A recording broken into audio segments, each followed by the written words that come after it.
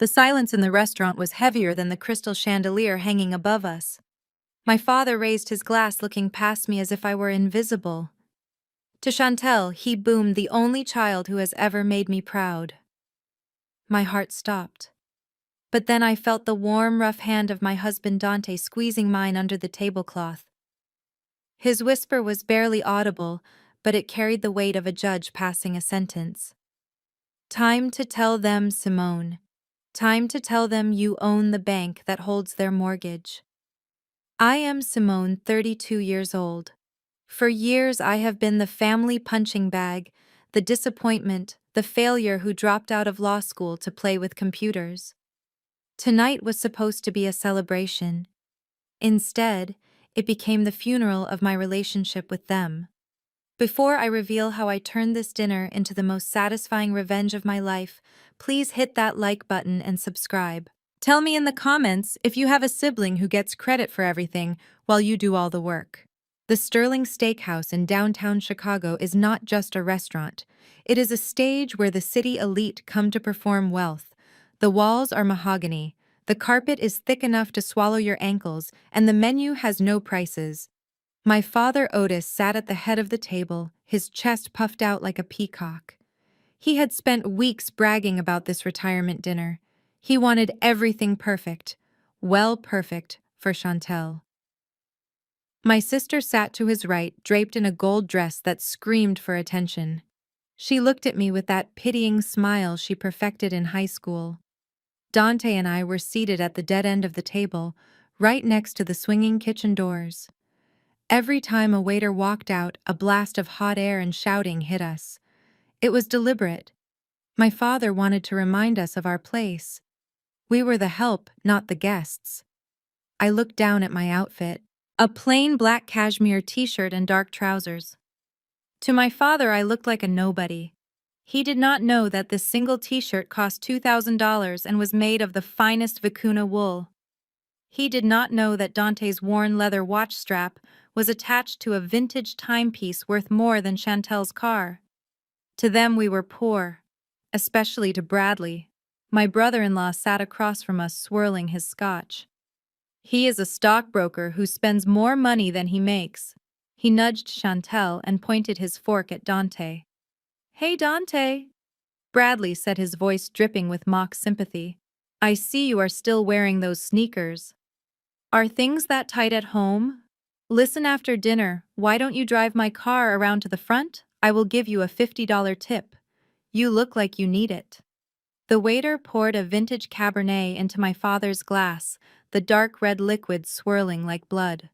Otis raised his hand to silence Bradley's laughter, but his eyes were cold as they landed on me. He did not defend Dante. He did not tell his son-in-law to show respect. Instead, he stood up, smoothing the lapels of his suit jacket with a deliberate slowness that commanded the room's attention. Everyone fell silent. Otis cleared his throat and lifted his glass high. To Chantel, he announced, his voice booming with a pride that he had never, not once in 32 years, directed at me. To the only daughter who truly understands what it means to carry the Brooks name with dignity. To the only child who has made something of herself. I felt Dante's leg press firmly against mine under the table. It was a silent signal to breathe. My father turned his gaze toward me, and the warmth in his eyes instantly froze. "And then there is Simone." He sighed theatrically, shaking his head, as if my very existence was a burden he had carried for too long. Simone, who had every opportunity, every advantage, and threw it all away to sell computer games. "I sell enterprise software for hospital management," I corrected him calmly, keeping my voice steady. Otis waved his hand dismissively. "Computer games, software. It is all the same nonsense. It is not a career. It is a hobby for children who refuse to grow up. Look at your sister. Chantel is a visionary. She is building an international fashion empire. She is out there in the real world making deals, meeting investors, expanding our legacy. While you sit behind a screen in a dark room wasting your potential." Chantel preened, adjusting the strap of her dress. She did not have an empire. She had an Instagram account with bot followers and a garage full of unsold polyester dresses she imported from overseas websites. But to my father, appearance was the only reality that mattered.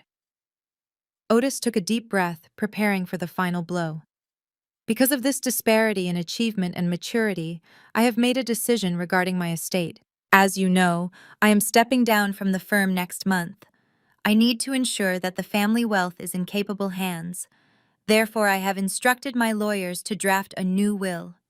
He paused for dramatic effect. The air in the room felt thin.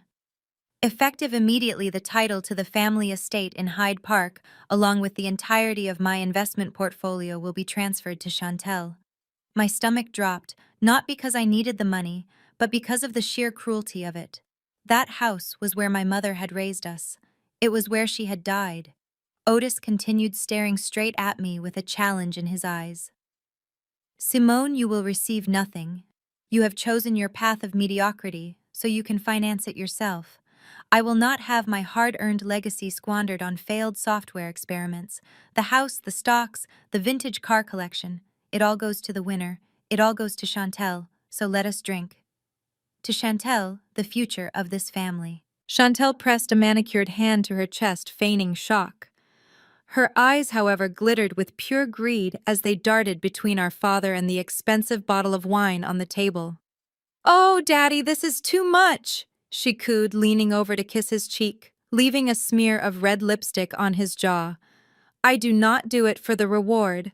I do it for the family name." It was a lie so bold it almost commanded respect. She accepted the legacy, the house, and the millions in assets without a single second of hesitation. She did not even pretend to ask if I should receive a share. In her mind, the hierarchy was natural. She was the queen and I was the peasant at the gate.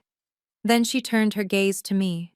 The warmth vanished instantly, replaced by a sugary condescension that was far more cutting than my father's open disdain.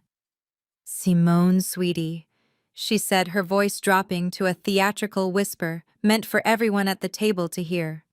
"Please do not look so tragic. It really brings down the mood. I know things have been hard for you lately. Bradley told me he thought he saw your car parked in a tow zone last week because you could not afford the garage fee.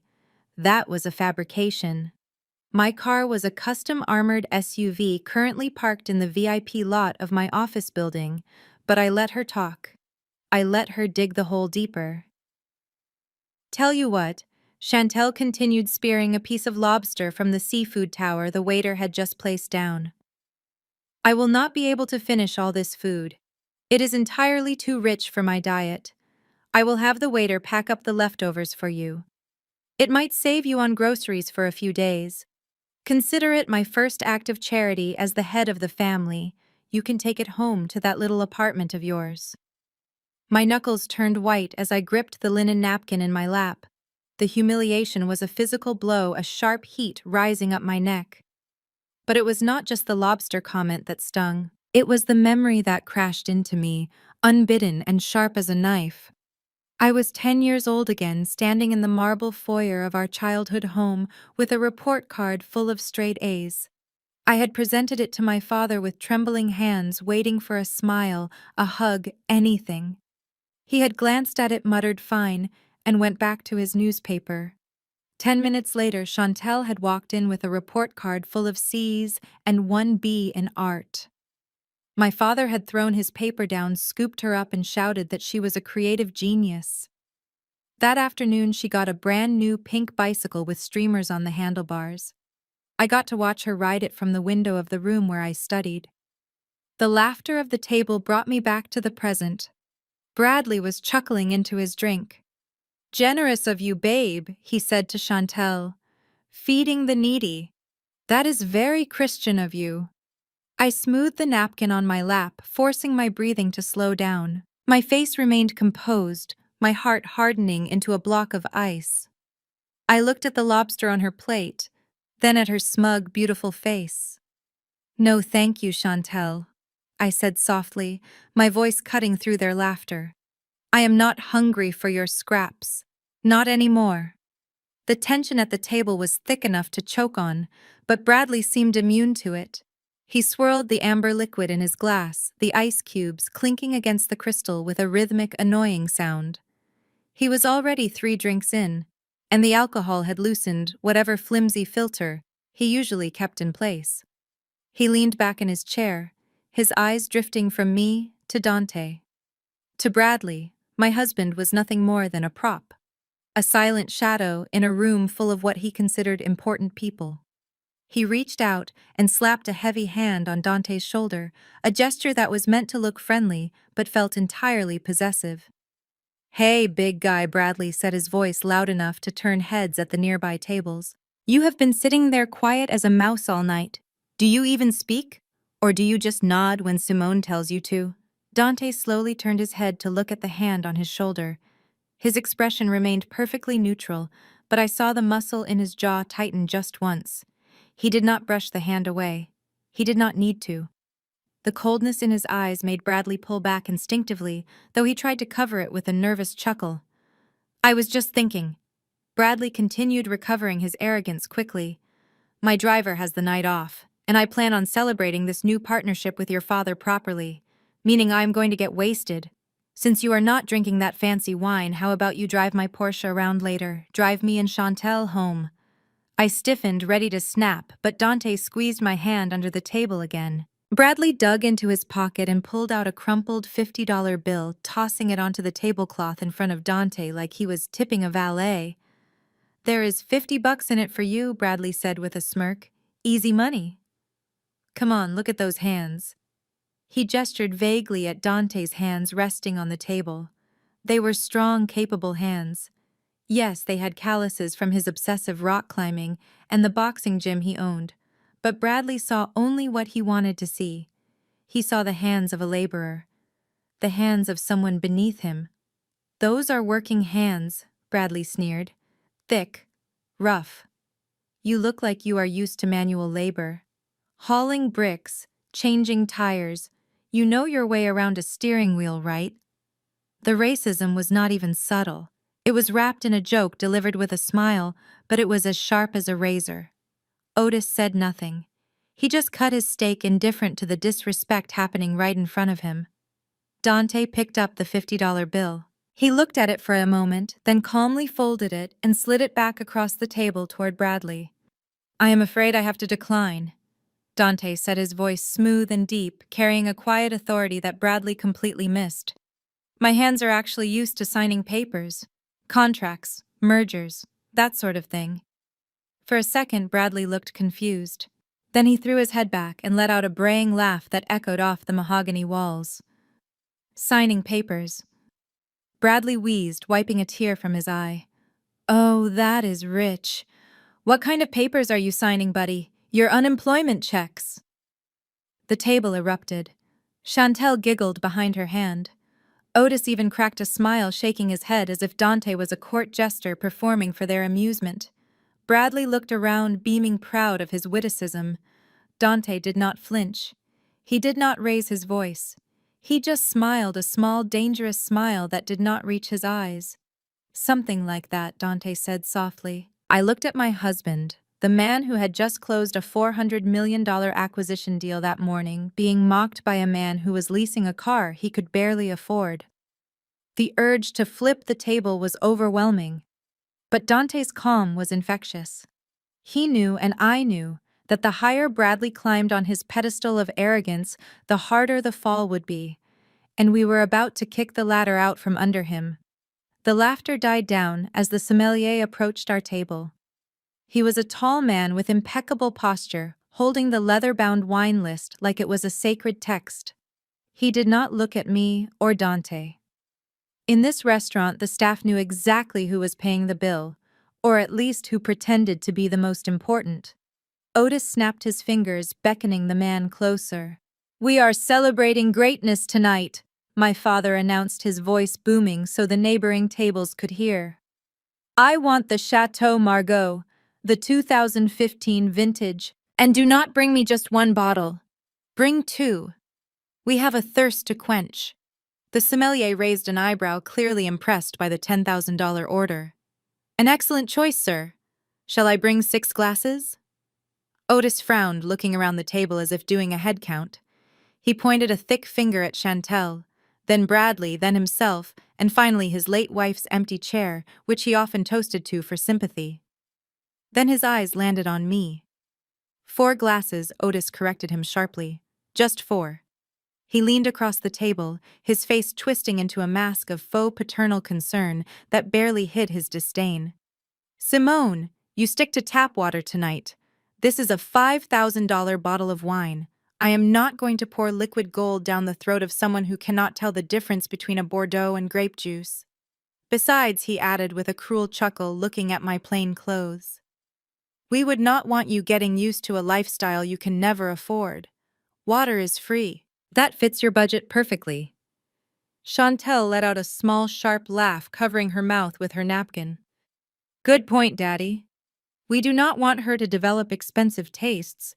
She might start asking me for a raise before she even starts working as my accountant. I felt the air pressure drop beside me. Dante had shifted in his chair. His body was rigid, a coiled spring ready to snap. I knew that look. I knew that tension. Dante was a man of infinite patience, but insulting me was the one line nobody was allowed to cross. He knew that the wine cellar in our penthouse held bottles that would make this Chateau Margaux look like vinegar. He knew we could buy this entire restaurant and turn it into a parking lot by morning. Dante raised his hand, catching the sommelier's attention. The sommelier paused, looking at my husband, with a flicker of recognition that Otis completely missed. Excuse me, Dante said, his voice dangerously low. I saw his eyes scan the reserve list on the back of the menu. He was looking at the Domaine de la Romane Conti. $25,000 a bottle. He was about to order it. He was about to order it just to pour it into my glass and watch my father's face crumble. It would be a power move. It would be an instant victory. But it was too soon. If he humiliated them now, they would just think he was irresponsible with money, or worse, that he had stolen it. I needed them to dig their graves deeper. I needed them to sign the papers. I needed total, absolute destruction, not just a moment of shock. I placed my hand over Dante's. I pressed my fingers into his palm, a silent command. Stop. Not yet. Dante looked at me. His dark eyes were burning with a protective fury that made my heart ache, but he saw the resolve in my face. He saw the long game. Slowly, painfully, he lowered his hand. Never mind, Dante said to the sommelier, his voice flat. Water will be fine. Otis smirked, mistaking Dante's restraint for submission. That is right, boy. Know your place. You drink what is given to you. Now let us drink to success. Something neither of you knows anything about.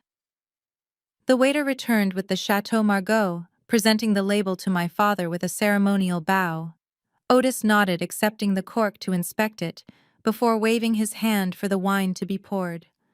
The rich, dark red liquid filled 3 glasses, leaving mine and Dante's empty. The visual exclusion was stark, but my father was not done.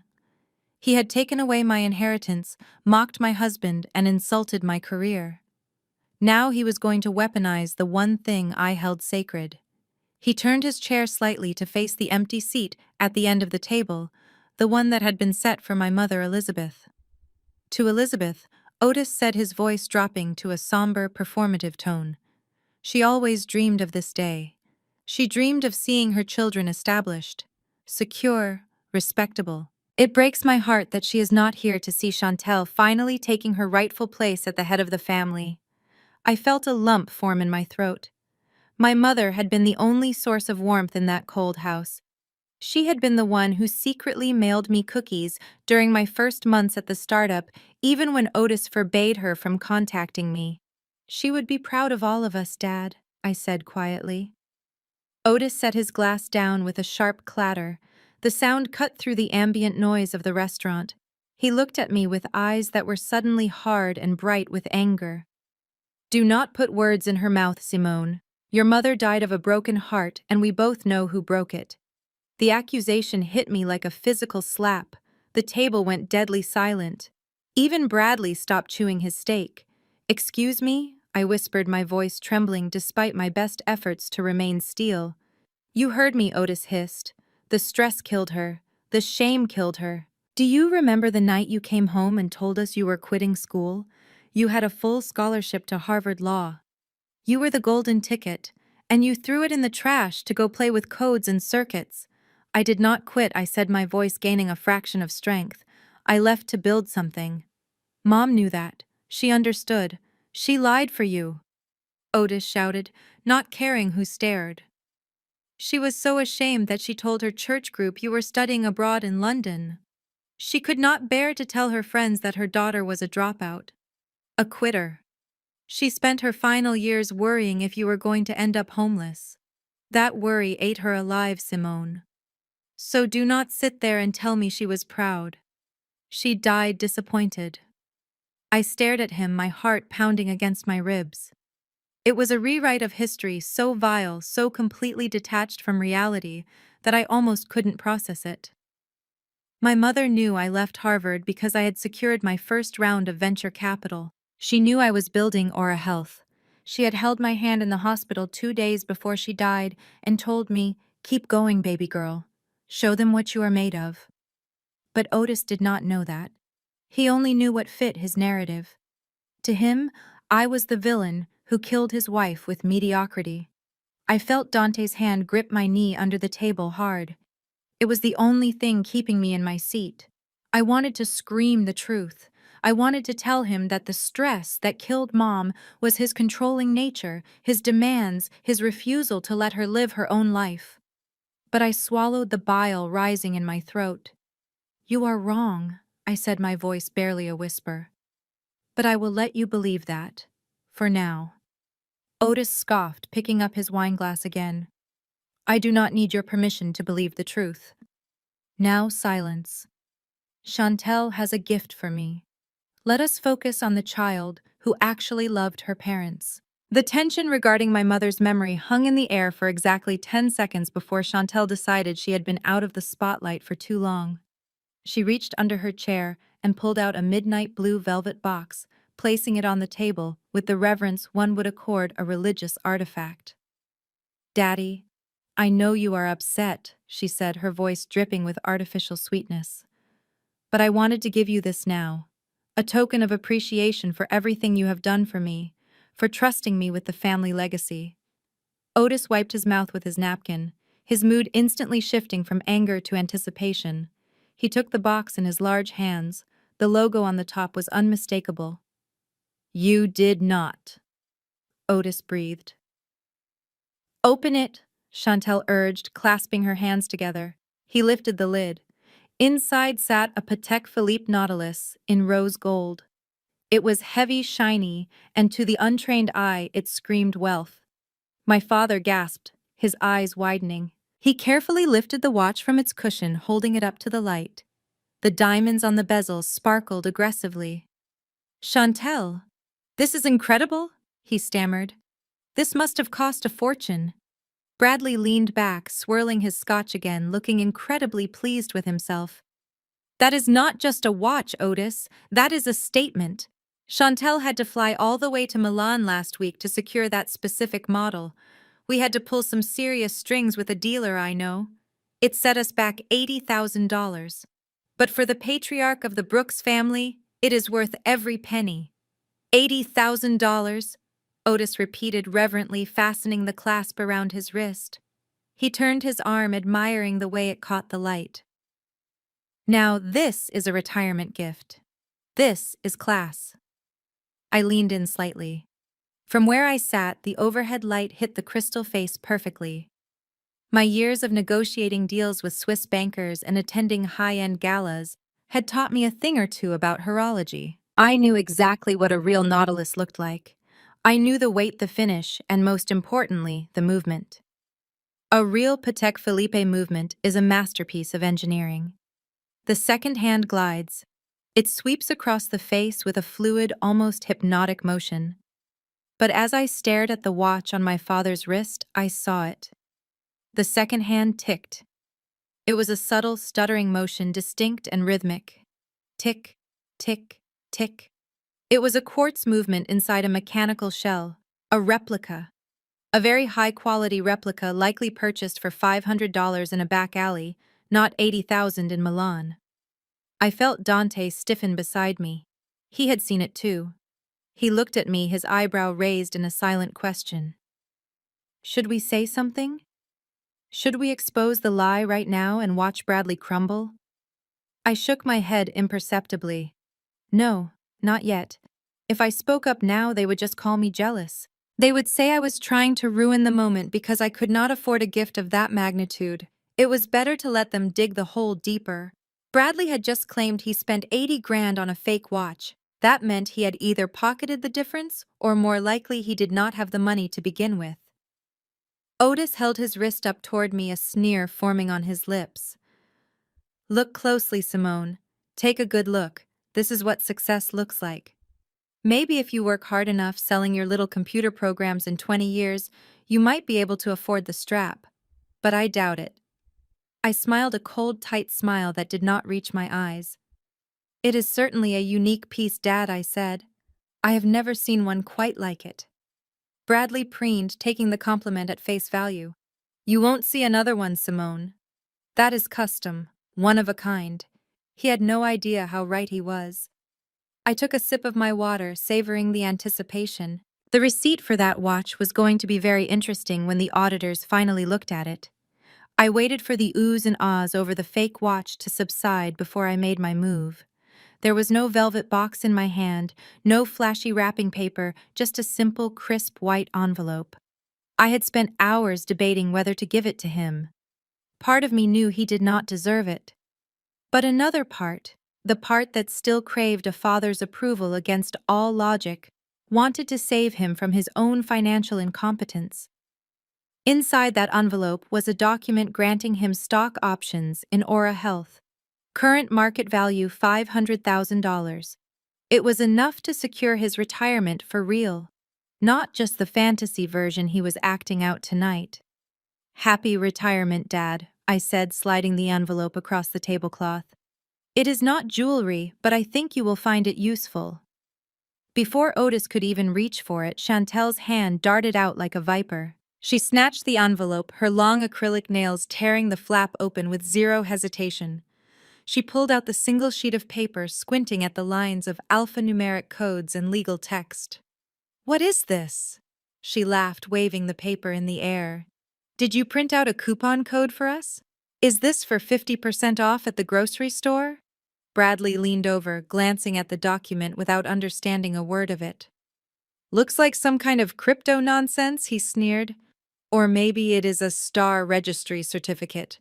Did you name a star after him, Simone? How cute. It is an investment portfolio transfer. I said, my voice steady. Otis did not even look at the paper. He looked at me, his face twisting with irritation. He was wearing a fake watch that he thought was worth a luxury car, and his disappointment daughter had handed him a piece of paper.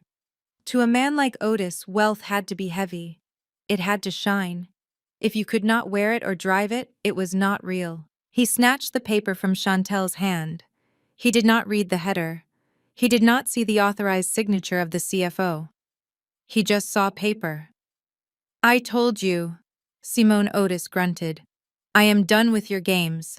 I am done with your imaginary money and your computer schemes. I need real assets. I need things that hold value. He crumpled the document in his fist. Then, with a casual cruelty that made my breath hitch, he tossed the ball of paper onto his dinner plate. It landed right in the middle of the leftover peppercorn sauce and steak grease. The white paper immediately began to soak up the brown oil, turning translucent. Dad, I said, my voice rising slightly. That is not trash. It is to me, Otis replied, picking up his fork and stabbing a potato wedge right next to the ruined document. I need cash, Simone. I need liquidity. Not trash, not promises. Now let us move on to something that actually matters. Bradley tells me he has a business proposition that will double the family fortune in 6 months. Now that is a gift. I stared at the oily ball of paper. He had just thrown away $500,000. He had thrown away his safety net, and he did it to listen to a man who was about to rob him blind. I looked at Dante. He was staring at the plate too, his expression unreadable, but I knew what he was thinking. We had tried. We had genuinely tried to throw him a lifeline, and he had spat on it. I leaned back in my chair, the fight leaving me. Fine, Dad, I thought. You want to bet on Bradley? Then you can suffer the consequences. I just hoped he enjoyed the taste of that steak because it was the most expensive meal he would ever eat. Dante stared at the grease-stained paper on Otis's plate. The silence that followed my father's rejection was heavy, but this time my husband did not squeeze my hand to signal patience. He let go. He placed his hands flat on the table, pushing his chair back with a scrape that sounded like a gunshot in the quiet dining room. Enough, Dante said. His voice was not loud, but it carried a resonance that stopped the waiter from refilling the water glasses. Otis blinked, looking at Dante, as if a piece of furniture had just started speaking. "Excuse me?" Otis asked, his brow furrowing. "Did the driver just speak?" Dante ignored the insult. He pointed a steady finger at the crumpled ball of paper. "You just threw away $500,000, Otis. But I suppose that is a habit of yours. Throwing away the things Simone gives you. Just like you threw away the truth about your heart surgery last winter."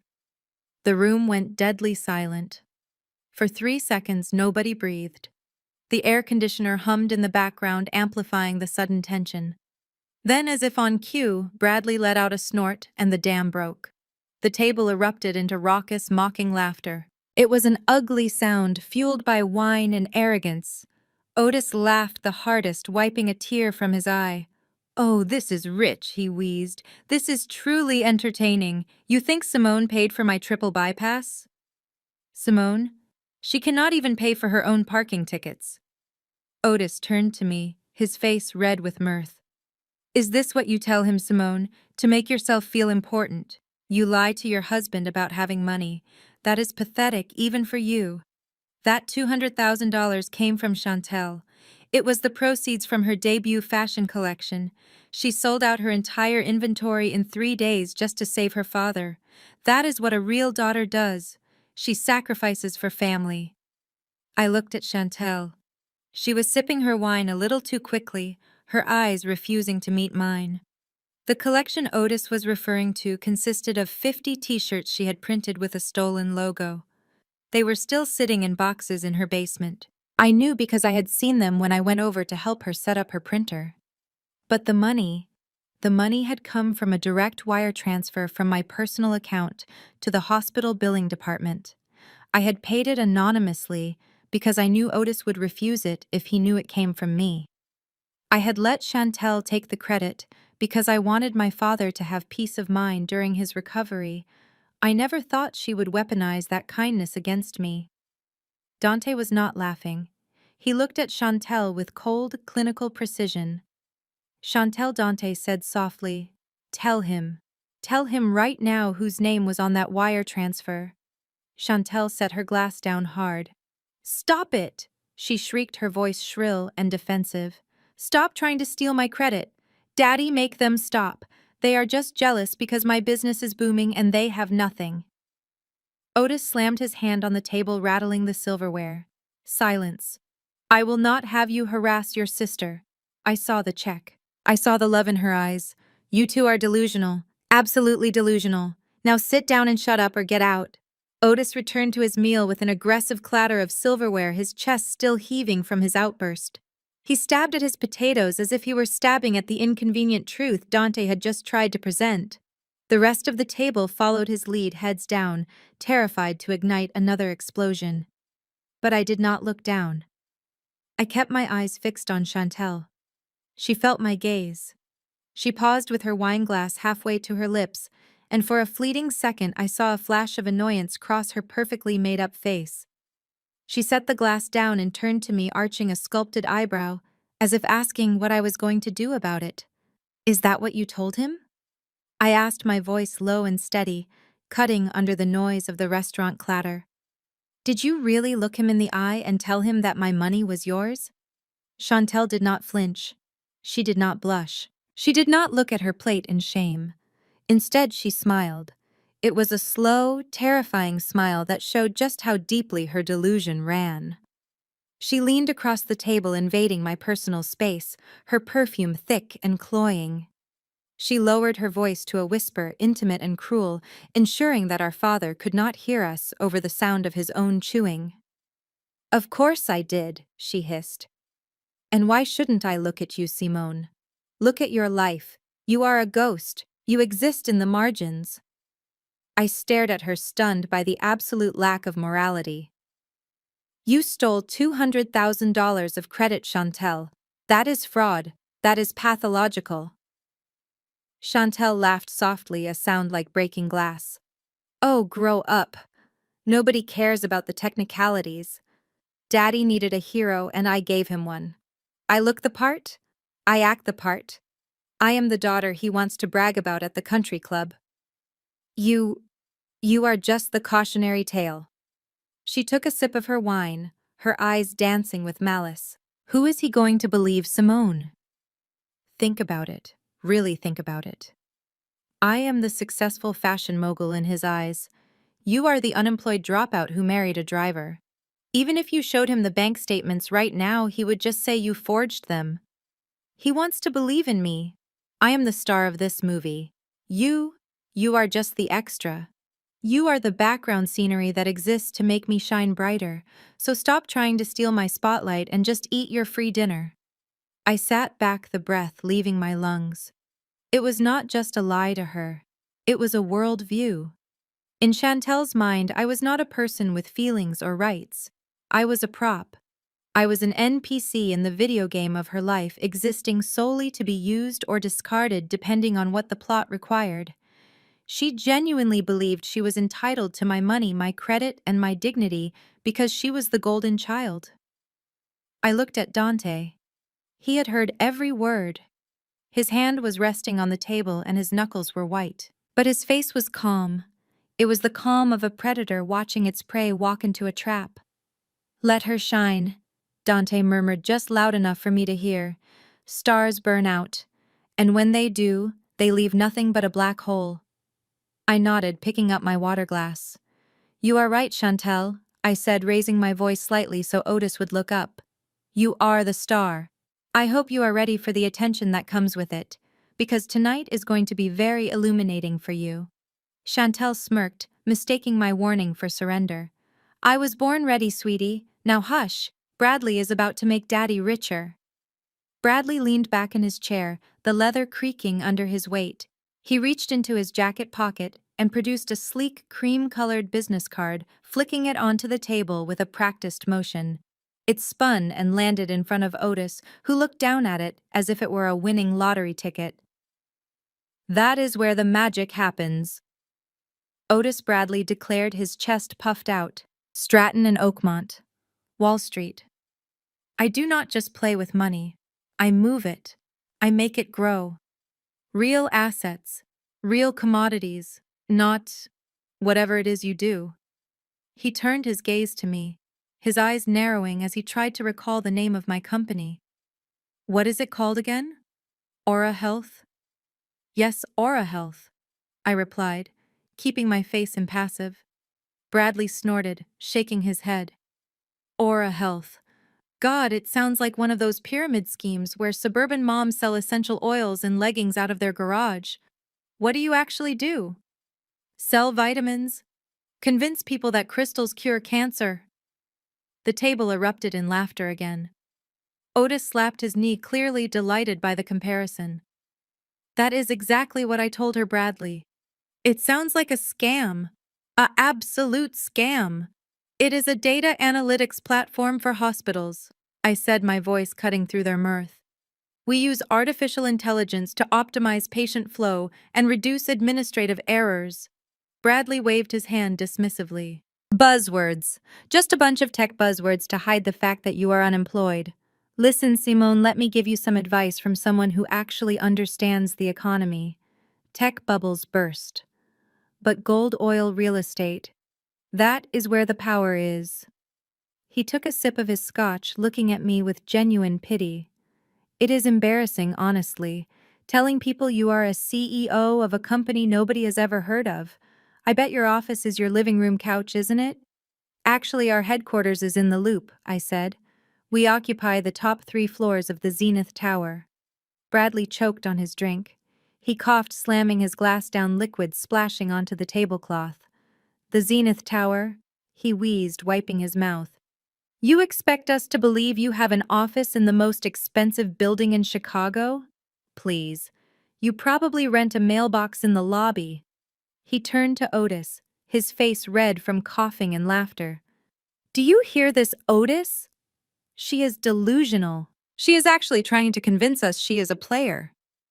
Otis shook his head, looking at me with deep disappointment. Stop lying, Simone. It is unbecoming. Just admit you are struggling. Just admit you made a mistake leaving law school. We would respect you more if you just admitted you were a failure instead of inventing these fantasies. I looked at Dante. He was staring at Bradley with a look of pure predatory amusement. He knew that the Zenith Tower was not just where my office was. He knew that the holding company listed on the building's deed was mine.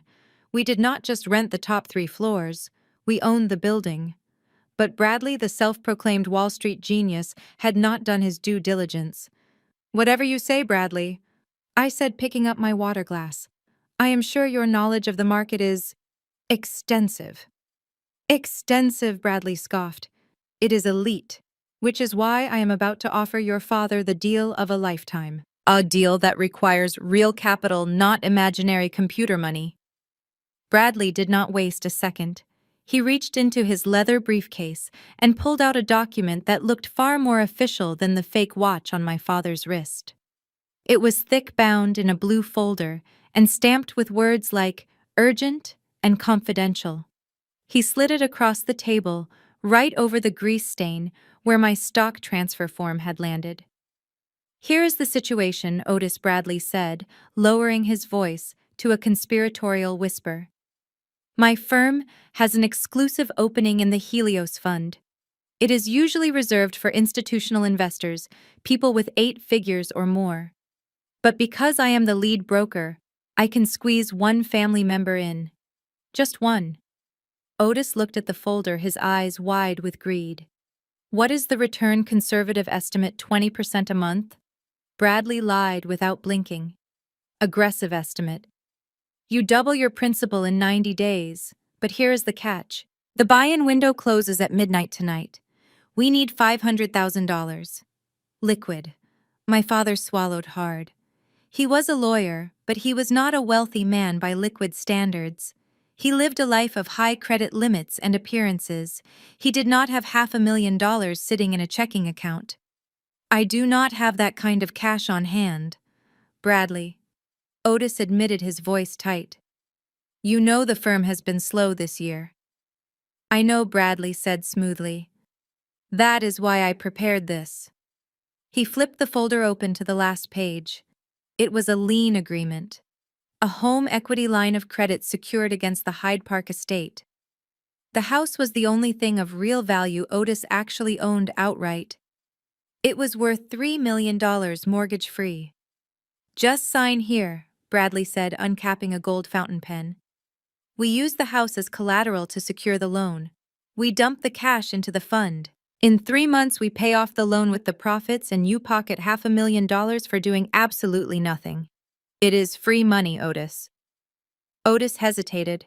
He looked at the pen, then at the document. The Hyde Park house was his castle. It was the physical proof that he was better than the people he grew up with. To risk it was terrifying even for a gambler like him. This is the family seat, Bradley Otis muttered, his hand trembling slightly.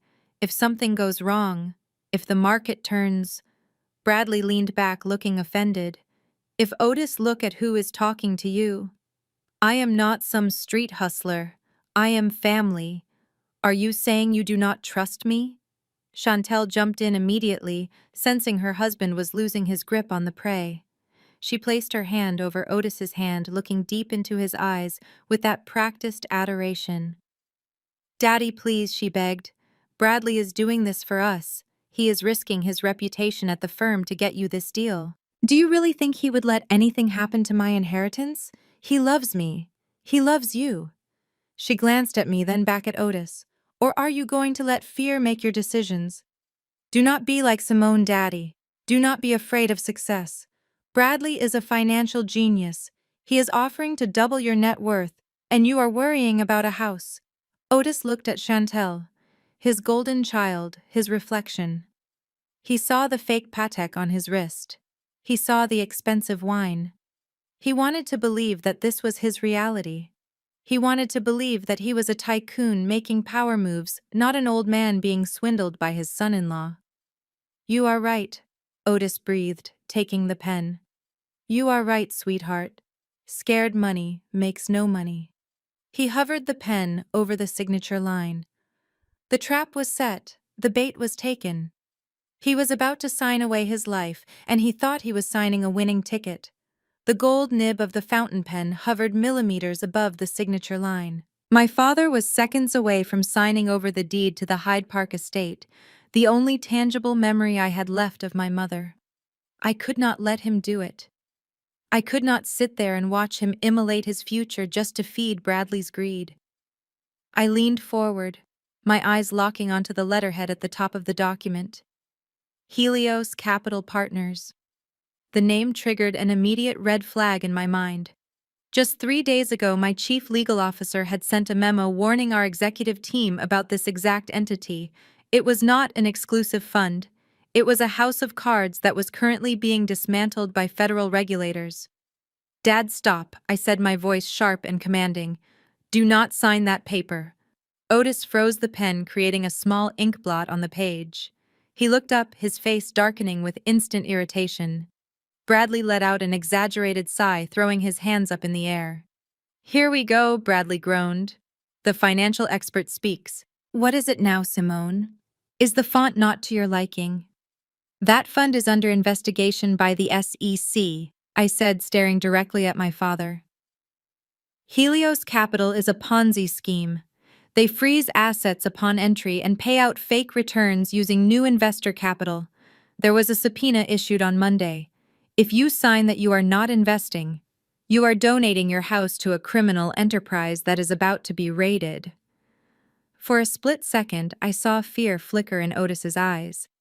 He pulled the pen back slightly, looking at Bradley for reassurance. The accusation was specific enough to sound real. But Bradley was a master manipulator. He did not get angry. Instead, he laughed. He laughed with a pitying shake of his head that made me look like the crazy one. Oh, honey, Bradley chuckled. You really have been reading too many conspiracy blogs. The SEC. Really, I had lunch with the fund manager yesterday. Does this look like a criminal enterprise to you? He gestured to his expensive suit and the restaurant around us, as if his presence alone was proof of legitimacy. Otis looked from Bradley to me. He had a choice. He could believe the daughter who dealt in hard data, or he could believe the son-in-law who promised him easy millions. He looked at my plain clothes. He looked at Dante's silence. Then he looked at the flashing diamonds on Chantel's fingers. The choice was made. You are pathetic! Otis spat the venom in his voice, startling even the waiter nearby. I am trying to save you, I insisted. No, you are trying to sabotage me, Otis shouted, slamming his hand on the table. You cannot stand it, can you? You cannot stand seeing your sister and her husband succeed. You are so consumed by your own mediocrity that you have to invent lies to drag us down. You want me to be poor. You want me to be destitute so you can feel better about your own failures. Dad, that is not true, I said, my voice breaking slightly. It is exactly true, Otis cut me off. You are jealous. You are bitter. And you are a liar. I am not going to let your envy cost me this opportunity. I am done listening to you. He looked down at the paper, his resolve hardened by spite.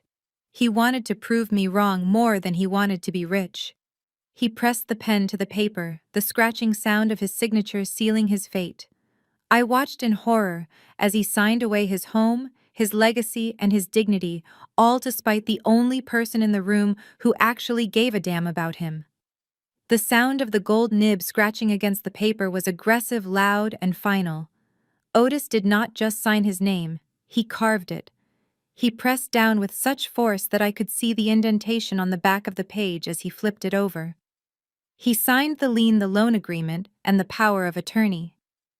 With every stroke of the pen, he was dismantling 40 years of hard work. He was handing over the keys to the kingdom to a man who had pawned the crown jewels before the ink was even dry. When he finished, Otis did not hand the pen back to Bradley. Instead, he held it up staring at me with a look of pure, unadulterated venom. The hatred in his eyes was not because I had done anything wrong.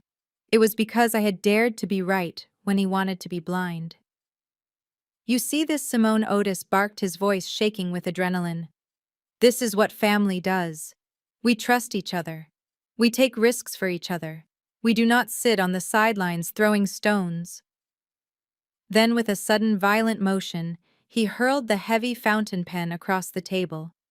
It spun through the air and struck me hard on the collarbone before clattering onto the floor. I flinched not from the pain, but from the sheer shock of the violence. The entire restaurant seemed to freeze. A waiter dropped a fork in the distance. "See that," Otis shouted, ignoring the gasps from nearby tables. "That is what I think of your advice. I would rather lose everything, do you hear me? I would rather lose every single dime I have and live in a gutter than listen to a word coming out of your jealous, spiteful mouth. At least Bradley has guts. At least Chantel has vision. You have nothing but bitterness." Bradley snatched the blue folder off the table as if he were afraid I might try to set it on fire. He quickly checked the signatures, a greedy smile spreading across his face like a stain. He tucked the folder back into his briefcase and snapped the lock shut. The sound echoed like a prison cell closing. "You made the right choice," Otis Bradley said, patting my father on the shoulder.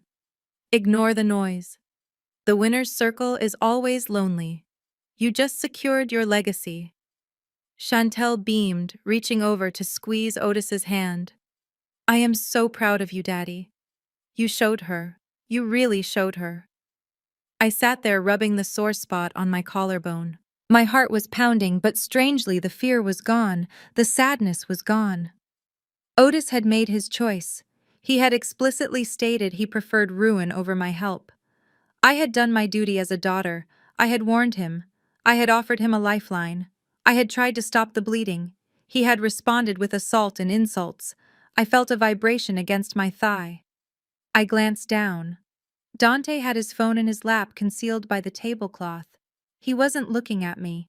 He was looking at Bradley, his expression detached and clinical like a coroner examining a corpse. My phone buzzed again. I looked down at the screen. It was a message from Dante. It was short, brutal, and exactly what I needed to see. Plan A failed. Assets secured. Deploying Plan B. I looked up at my husband. He gave me a barely perceptible nod. The time for mercy was over. If Otis wanted to lose everything to learn a lesson, we were going to give him exactly what he asked for. But we were going to make sure Bradley and Chantel went down with the ship. The rescue mission was aborted. The demolition was about to begin. With the folder safely tucked away in his briefcase, Bradley transformed. He was no longer just the son-in-law begging for an investment. He was now the gatekeeper to a kingdom my father desperately wanted to enter. He checked his phone, then adjusted his tie, leaning back with a smug expression that suggested he held the keys to the universe. "By the way," Otis Bradley said, signaling the waiter for another round of scotch, "there is another reason I needed you to sign that quickly. The buy-in window is tight, because the principal investor is on his way here right now. He likes to vet the new capital personally." Otis looked around the restaurant nervously. "Who is it?" "Someone from the bank." Bradley laughed, shaking his head. "The bank number. Banks are for little people. I am talking about the whale. The man behind the curtain." He paused for dramatic effect, lowering his voice. "The majority stakeholder in the Helios Fund is the CEO of Aura Health." I choked on my water. I had to press the napkin to my lips to stifle the cough, but it was not a cough of surprise. It was a cough of suppressed hysteria. I felt the liquid burn the back of my throat as I fought to keep a straight face. Otis looked at me with disgust. Try to have some decorum, Simone. We are discussing business. I nodded, waving a hand to apologize, my eyes watering. I took another sip of water, terrified that if I spoke I would burst out laughing. Bradley was sitting there claiming that the primary investor in his Ponzi scheme was the CEO of Aura Health. He was claiming that his partner was me. "You know the CEO of Aura Health, Otis?" asked, his voice hushed with reverence. "That company was on the cover of Forbes last month."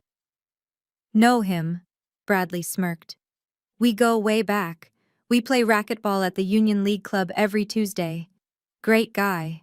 Tough as nails, though. He is a shark. He eats weaklings for breakfast. But he respects me. He trusts my judgment. That is why he let me bring you in on this deal." I looked at Dante. He was staring at the ceiling, biting the inside of his cheek. I knew exactly what he was thinking. I hate racquetball. I have never been to the Union League Club. And I certainly do not respect Bradley. The fabrication was so detailed, so confident that it was almost impressive. Bradley had invented an entire friendship with a fictional male version of me. "He is coming here?" Otis asked, straightening his tie. "Tonight, any minute now," Bradley promised, checking his fake Patek Philippe again. "And do not worry, Otis. I will introduce you. I have already told him all about you. I told him you are a man of vision. If you play your cards right, he might even invite you to the gala next weekend." Otis looked like a child who had just been promised a trip to Disney World. He smoothed his hair, looking at his reflection in the spoon. "Thank you, Bradley. This is a huge honor." I took another long sip of water, letting the cool liquid settle my nerves. The level of delusion at the table had reached critical mass. Bradley was waiting for a fictional man to walk through the door and validate his lies. He had no idea that the shark he was talking about, the shark that ate weaklings for breakfast, was sitting 3 feet away from him, wearing a $2,000 t-shirt and holding a glass of tap water. The trap was not just set, it was sealed, and Bradley had just locked himself inside it. The vibration of my father's cell phone against the mahogany table cut through the conversation like a drill. It was a sharp, persistent buzzing that demanded immediate attention. Otis stopped mid-sentence, his hand darting out to grab the device. He held it up, squinting at the screen through his reading glasses, his breath hitching in his throat. It was the notification he had been waiting for, the digital confirmation that would seal his fate. "It is done," Otis whispered, looking up at us with a mixture of terror and exhilaration. "The bank just authorized the wire. $500,000. It has been transferred to Helios Capital." Bradley checked his own phone under the table. I saw the reflection of the screen in his Scotch glass. A green checkmark appeared. The money had landed. The trap had snapped shut. He looked up, his face breaking into a wide, predatory grin that he tried to disguise as a smile of congratulations. "Welcome to the big leagues," Otis Bradley said, raising his glass. "You just made the smartest decision of your life. By tomorrow morning, that money starts working for you. You are going to be seeing returns that will make your law partner's pension look like pocket change." He shot a quick, subtle wink at Chantel. It was a signal between thieves. "We got him. We got the house." Chantel let out a squeal of delight, clapping her hands together. "Oh, Daddy, I am so excited. We are going to be so rich." She turned around in her chair, snapping her fingers aggressively to summon the waiter. The poor man rushed over, sensing the manic energy radiating from our table. "Garçon," Chantel shouted, though we were in a steakhouse in Chicago, not a bistro in Paris. "Bring us the dessert menu. Actually, do not bother with the menu. We want the Grand Sultan sundae, the one with the edible 24-karat gold leaf." The waiter hesitated. "Ma'am, that sundae is $1,000. Chantel laughed, tossing her hair back. "Did I ask for the price? My father just made $1 million investment. We are celebrating. Bring 2 of them. One for me and one for my husband. Daddy, do you want one?" Otis shook his head, looking a little pale now that the adrenaline was fading. "No, just coffee for me." Chantel turned her eyes to me, her lips curling into a sneer. "And nothing for her. Unless you have a budget menu, maybe a scoop of vanilla in a paper cup. We do not want to stretch her wallet." I sat there watching them. They were celebrating a robbery. My father had just liquidated his home equity, the safety net he had built over 40 years, and handed it to a man who was likely using it to pay off gambling debts or flee the country. And Chantel was ordering gold to eat. The irony was so thick it was suffocating. I looked at the time on my phone. The transaction was cleared. The money was gone. But that meant the crime was committed. Bradley had just crossed the line from attempted fraud to actual grand larceny. "Enjoy your dessert, Chantel," I said, my voice calm. "Eat every bite. It is the most expensive thing you will ever taste." Chantel giggled, grabbing Bradley's hand. "Oh, I will. And it will taste even sweeter knowing you are watching." Dante shifted beside me. He had seen the bank notification too. He knew the timeline. He tapped his finger against his water glass, a rhythmic countdown. The money was gone, which meant the investigation could officially begin. The trap was not just for Otis anymore. It was closing in on everyone. Otis sat back, satisfied, the adrenaline of the transaction slowly replaced by the heavy lethargy of a man who believes he has just won the lottery. He looked around the table at the empty wine glasses and the remnants of the meal. Then his gaze landed on me and Dante. The look of triumph on his face curdled into irritation. It was as if he had just realized that the help was still lingering in the room after the party was over. "Well, that is settled then," Otis announced, waving his hand at us in a shooing motion. "The business is concluded, the future is secured. Now do me a favor. Leave." I blinked, the sudden dismissal stinging despite everything. "You want us to go?" "Yes, I want you to go," Otis snapped. "Look at you. You are sitting there like two dark clouds hovering over my sunny day. Your jealousy is palpable, Simone. It is bringing down the mood. Chantel and I have things to discuss. Important things regarding the estate renovation, things that do not concern disinherited children. So please take your husband and your negativity and get out of my sight." It was the final discard. He had taken my money in the past, he had taken my dignity tonight, and now that he felt secure with his new fake fortune, he was tossing me out like a used napkin. I reached for my purse. The conditioning ran deep. For 30 years, when Otis commanded, I obeyed mostly to avoid the screaming that would follow if I resisted. I started to push my chair back, ready to retreat to the safety of the cool night air. "Sit down." The voice was low, deep, and immovable. It did not come from my father. It came from the man beside me. Dante's hand clamped over my wrist, gentle but firm, anchoring me to the spot. He was not looking at me. He was staring straight at Otis. I froze. I looked at Dante, confused. He never disobeyed my father directly. He usually just endured it for my sake. "Dante," I whispered. "We are not going anywhere." Dante said, his voice rising just enough to carry across the table. Otis dropped his napkin. He stared at Dante with genuine baffle, as if a golden retriever had just stood up and started reciting Shakespeare. "Excuse me," Otis sputtered. "Did you just tell me no?" "In my own celebratory dinner. I said we are not leaving," Dante repeated, leaning forward slightly. "Not yet." Bradley laughed, a harsh barking sound.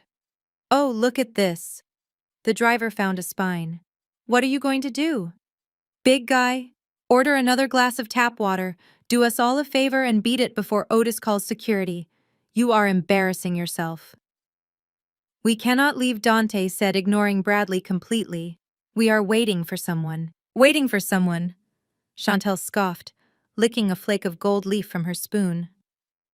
"Who could you possibly be waiting for? Your parole officer? Or maybe the tow truck driver coming to collect that rust bucket you drove here?" "We are waiting for our staff," Dante said calmly. The table went silent for a heartbeat before exploding into laughter again. Even the sommelier nearby had to turn away to hide a smile. "Staff?" Otis wheezed, his face turning red. "You have staff. What, did you hire a babysitter for your cat? Or is that what you call the guy who mows the lawn at your rental complex?" Bradley wiped a tear from his eye. Oh, this is priceless. Please let them stay, Otis. I have to see this. I have to see the imaginary staff of the king and queen of nothing. This is better than a comedy show. Dante did not smile. He checked his watch, a precise, calculated movement. Laugh while you can, Otis, Dante said. Because when they get here, the joke is going to be on you. And I promise you are not going to find it funny. Chantel looked at Dante, her mouth hanging open for a split second before she burst into fresh laughter. It was a loud, ugly sound that drew the attention of the entire dining room. She leaned forward, pointing a manicured finger at my husband's chest. Staff, she repeated, wiping a tear of mirth from her eye. Did you hear that, Bradley? He is waiting for his staff. What kind of staff could you possibly have? Dante, did you order a pizza? Is the delivery boy your staff? Or maybe you mean the tow truck driver is coming to haul your junk car away and you call him your chauffeur? The insult hung in the air, thick and suffocating. People at the surrounding tables stopped eating. I could feel their eyes boring into my back. To them, we were exactly what my family said we were: intruders. Unwashed, unwanted guests crashing a high society celebration. I felt a flush of heat rise up my neck, not from shame but from the sheer weight of the isolation. In that moment, I was not a CEO. I was not a billionaire. I was just the little girl who was never good enough to sit at the big table. Bradley joined in, shaking his head with mock sympathy. It is sad, really. Delusions of grandeur are a serious symptom. Maybe we should call an ambulance instead of security. They clearly need professional help. Otis had turned a deep shade of purple. His retirement dinner, his moment of glory, was being hijacked by what he perceived as a circus act performed by his failures of children. He slammed his hand on the table, rattling the silverware. Enough, Otis roared. I have had enough of this charade. You are making a mockery of this family. He turned around in his chair and snapped his fingers aggressively at the maitre d', a tall, imposing man named Mr. Sterling, who had been watching the commotion from the hostess stand. Manager Otis shouted, "Over here!" Immediately, Mr. Sterling straightened his jacket and began to walk toward our table. His face was a mask of professional neutrality, but his stride was purposeful. Otis sat back, crossing his arms, a look of smug satisfaction settling on his face. You wanted to wait? Otis hissed at us. Well, now you can wait on the curb. I am having you removed for trespassing and harassment. He looked at me, his eyes cold and hard. Do not blame me, Simone. You brought this on yourself. You could have just stayed away. You could have just let us be happy. But no, you had to come here and spoil it with your jealousy. Well, now you are going to be humiliated in front of the entire city. I looked at Dante. He was not looking at Otis. He was looking past my father's shoulder, watching Mr. Sterling approach. Dante's face was perfectly calm. He took a sip of water, set the glass down gently, and adjusted his cuffs. Here he comes, Dante said softly. Otis sneered. Yes, here he comes. To throw you out? I hope you enjoy the walk home. The maitre d' arrived at the table. He stopped right between Otis and Dante. Otis looked up at him, pointing a trembling finger at us. These two are bothering my guests, Otis declared, using his courtroom voice. They are refusing to leave private property. I want them escorted out immediately. If they resist, call the police. I will press charges. Otis looked at us, waiting for the fear to set in. He expected us to beg. He expected us to apologize. He expected the manager to grab Dante by the collar and drag him away.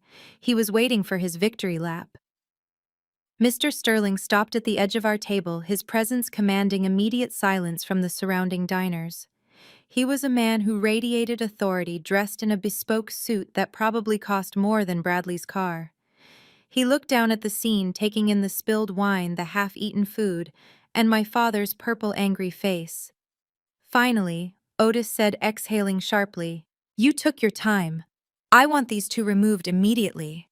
They are disrupting my dinner. They are harassing my guests. And frankly, they look like they wandered in from a homeless shelter. Otis gestured vaguely at Dante and me, his hand waving as if he were shooing away flies. I demand you escort them off the premises. If they refuse, call the police. I am sure you have a policy against vagrants loitering in a fine dining establishment. Mr. Sterling did not move. He did not signal for security. Instead, a look of profound confusion crossed his face. He blinked, shifting his gaze from my father's frantic, sweating face to Dante, who was sitting perfectly still, his hands resting calmly on the tablecloth. The manager's eyes widened slightly. It was a subtle reaction, but to anyone paying attention, it was the look of a man realizing he was standing next to a dormant volcano. He looked at the cheap watch on Bradley's wrist, the spilled sauce on the table, and then back to Dante. The recognition was instant. Otis, however, misinterpreted the silence. He thought the manager was just stunned by our audacity. "Well," Otis barked, "what are you waiting for? Do your job. Get them out." Mr. Sterling ignored my father completely. He turned his body, turning his back on Otis, and faced Dante. He bowed. It was not a small nod of acknowledgement. It was a deep, respectful bow from the waist, the kind reserved for royalty or heads of state. "Good evening, Mr. Brooks," the manager said, his voice smooth and deferential. "I must apologize for the delay. We were not expecting you to dine in the main hall tonight. Your usual private suite has been prepared and is waiting for you should you wish to move to a quieter environment. We have also decanted the 1945 Romani Conti, just as you prefer." The silence that followed was heavy. Otis froze.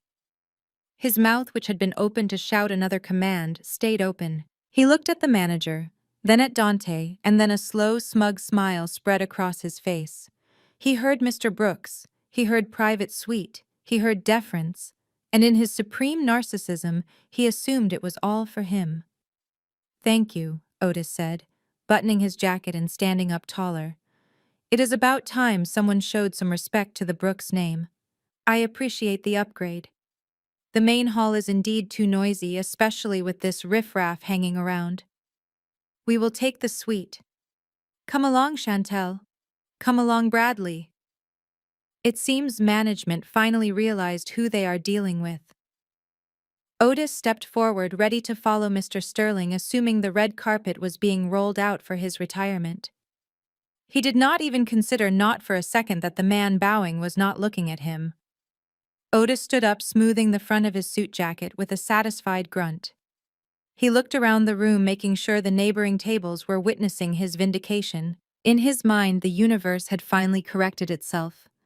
The manager had bowed, the private suite was offered, and the natural order was restored. He believed his gray hair and his loud voice commanded authority, unaware that he was simply the loudest fool in the room. "Excellent," Otis said, nodding at Mr. Sterling. "I am glad to see standards still exist in this city. We will take the suite. But first you have a job to do." He pointed a thick finger at Dante, his face twisting into a grimace of absolute disgust. "Remove these people," Otis commanded, his voice loud and imperious. "They are trespassing. They are disturbing the peace. And frankly, they are an eyesore. I am trying to enjoy my retirement dinner, and I do not want to look at failures. Get them out of my sight, immediately." Otis turned to Chantel and Bradley, gesturing for them to gather their things. "Come along. We are moving up in the world. Leave the riffraff to the security team." Mr. Sterling did not move. He did not signal for security. He did not step aside to let Otis pass. Instead, a look of profound professional confusion washed over his face. He looked at Otis as if my father were speaking a foreign language. Then he looked at Dante, who was still sitting calmly, swirling the water in his glass. "I beg your pardon, sir?" Mr. Sterling asked, his tone polite but firm. "I said get them out," Otis snapped, losing patience. "Are you deaf? I am Mr. Brooks. I am the VIP guest you just addressed. Now do your job and escort these vagrants to the curb before I call the owner and have you fired." Mr. Sterling blinked. The confusion on his face cleared, replaced by a sudden, sharp realization of the error. He stiffened, his posture becoming even more rigid. He looked at Otis with a pitying expression, the kind usually reserved for a confused child or a senile relative. "Sir, I think there has been a significant misunderstanding, Mr. Sterling said, his voice dropping an octave, carrying the weight of absolute authority. Misunderstanding. Otis laughed a harsh barking sound. There is no misunderstanding. You offered Mr. Brooks the private suite. I am Mr. Brooks. Mr. Sterling shook his head slowly. No, sir. You are a guest. I was addressing him. The manager extended his hand palm up, gesturing directly at Dante. I was speaking to Mr. Dante Brooks. Mr. Sterling clarified, enunciating every word clearly so there could be no mistake. I was speaking to the owner of this building. The silence that followed was instantaneous and absolute. It felt as if all the oxygen had been sucked out of the restaurant. Otis froze mid-step. His mouth, which had been open to shout another insult, hung slack. He blinked rapidly, his brain struggling to process the information. Owner Otis whispered the word, coming out as a strangled squeak. Yes, sir. Mr. Sterling continued, driving the nail into the coffin. Mr. Dante Brooks owns the Zenith Tower. He owns the land this restaurant sits on. He owns the hotel above us. In fact, he owns the entire city block. I am merely his employee. I watched the blood drain from my father's face. It happened in slow motion. He looked at the manager, waiting for the punchline. He waited for someone to say it was a joke. Then, slowly terrified, he turned his head to look at the man he had just called a vagrant. Dante did not look at Otis. He looked at Mr. Sterling and gave a small, weary nod. Thank you, Sterling. Dante said, his voice calm and commanding. We will take the suite now. But I think we have some uninvited guests sitting at my table. Please ensure they are removed. Otis staggered back, his legs hitting the chair behind him. He looked at Dante's worn sneakers, then at his face. The realization hit him like a freight train. The man he had tried to evict was the landlord. The man he had mocked for being poor held the deed to the ground Otis was standing on.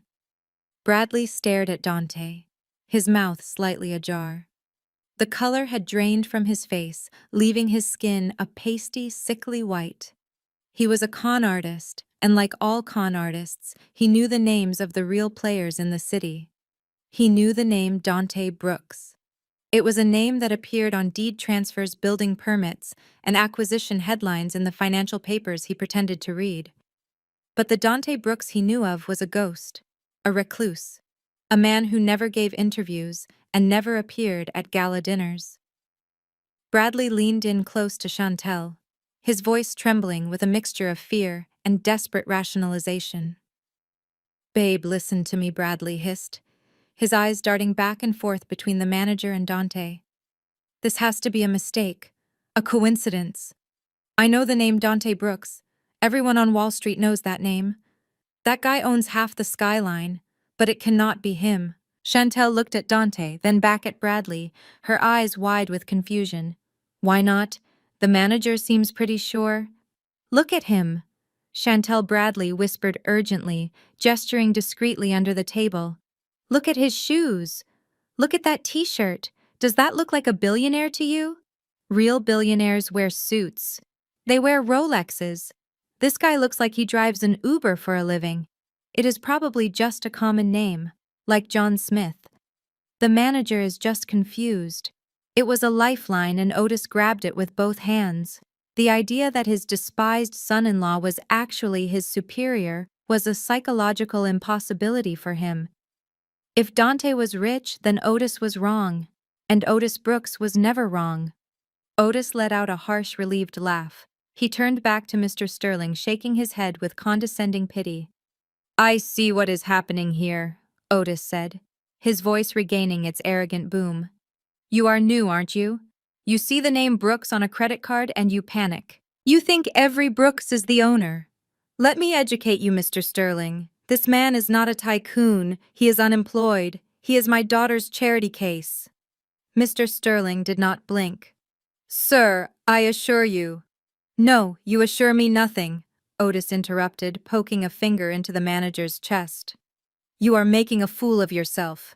You are bowing to a man who probably cannot even pay for the water he is drinking. Check your system again.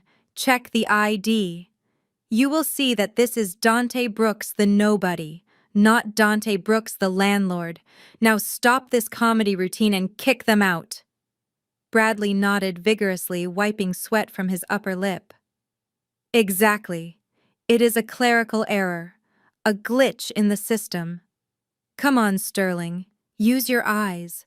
Does this guy look like he owns the Zenith Tower? He looks like he fixes the elevator in the Zenith Tower. I watched them struggle. It was fascinating in a morbid way. They were staring directly at the truth, but their prejudice was a blindfold they refused to take off. To them, poverty was a look, not a financial state.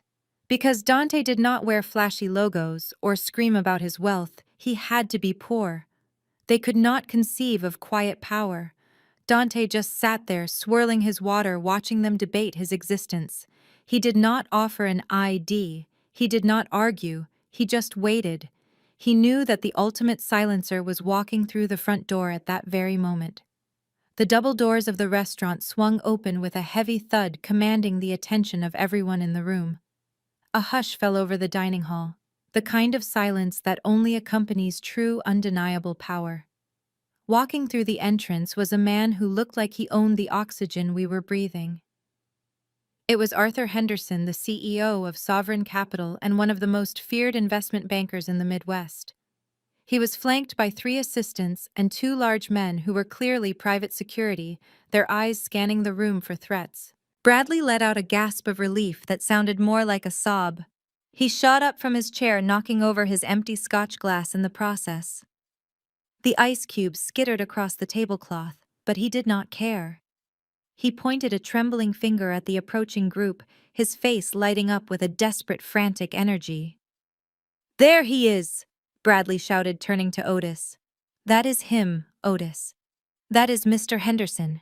That is the shark I told you about." Otis straightened his tie, his eyes wide with renewed hope. After the humiliating revelation about Dante owning the building my father was drowning, he needed a lifeline, and he looked at Arthur Henderson like a starving man looks at a feast. "He looks serious," Otis whispered. "He is all business," Bradley said, puffing out his chest. "Watch this. Watch how he greets me. We have a rapport." Bradley stepped away from the table, smoothing his suit jacket. He strode toward the center of the aisle, positioning himself directly in Henderson's path. He extended his hand, putting on his best salesman smile, the one he used to charm grandmothers out of their pension funds. "Mr. Henderson," Bradley called out, his voice booming. "Arthur! Over here. It is me, Bradley. I have my father-in-law ready to sign the papers." He lunged forward to shake Henderson's hand, confident that the great man would embrace him as a peer. He never got the chance. Before Bradley could get within 3 feet of the banker, one of the security guards moved with terrifying speed. A massive arm shot out, acting as a steel barrier. The guard did not push Bradley. He simply became a wall that Bradley collided with. The impact stopped my brother-in-law dead in his tracks, knocking the wind out of him. "Step back, sir," the guard rumbled, his voice low and threatening. Bradley stumbled back, his face flushing a deep crimson. He looked around the room, realizing that everyone, including the staff, was watching him be physically rejected. He tried to laugh it off, turning back to our table with a nervous, twitchy smile. "Security protocols," Bradley stammered loud enough for Otis to hear. "He is very high profile. They have to be careful with fans." Henderson did not even break his stride. He did not look at Bradley. He did not look at the hand that was still stupidly extended in the air. He walked past Bradley as if he were a potted plant or a piece of furniture. His gaze was fixed on a specific point in the room, his expression intense and focused. Otis frowned, his hope wavering slightly. "He walked right past you, Bradley." Bradley scrambled back to the table, sweating profusely. "He just did not see me, Otis. The lights are dim. He is probably looking for the private suite. He will circle back. You will see. He is coming to us." But Henderson was not looking for a suite. He was walking in a straight line, cutting through the maze of tables with a singular purpose. And that line led directly to where I was sitting. I took a sip of water, watching Bradley's world crumble in real time.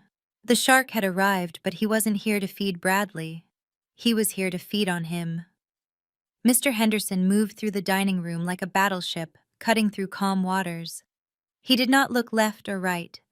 His eyes were locked on a destination that was definitely not the sweating, panicked man standing in the aisle with his hands still suspended in midair. Bradley stood there, frozen, his face a mask of crumbling arrogance. He had promised a spectacle, a handshake that would seal his status as a financial titan. Instead, he had been treated like an overeager fan at a rock concert, blocked by security and discarded without a second thought. Otis, however, was not a man to let reality interfere with his ambition.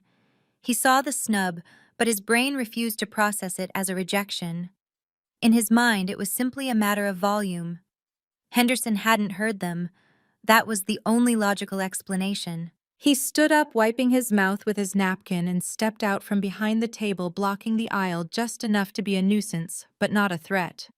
Mr. Henderson. Otis called out, his voice taking on that ingratiating, sycophantic tone he usually reserved for senior partners at his law firm. "Over here, sir. It is me, Otis Brooks. I am Bradley's father-in-law. We were just discussing the Helios Fund." He waved his hand, a desperate, frantic motion, trying to flag down the billionaire like one would flag down a taxi in the rain. "I am the one who just authorized the transfer," Otis added, his voice rising in pitch. "The $500,000 buy-in. I am ready to sign the final papers." Mr. Henderson did not slow down. He did not turn his head. He did not even blink. He walked past Otis with such absolute, crushing indifference that it felt violent. The air displaced by his stride ruffled the edge of Otis's jacket. It was the kind of dismissal that destroys careers. It was a statement that said, "You are not even worth the breath it would take to tell you to get out of my way." Otis stood there, his mouth open, watching the back of Henderson's expensive suit move away from him. He looked at Bradley, his eyes wide with confusion and rising panic. "He didn't stop," Otis whispered, his voice trembling. "He walked right past me." "Bradley, why did he walk past me?" Bradley was hyperventilating slightly, loosening his tie.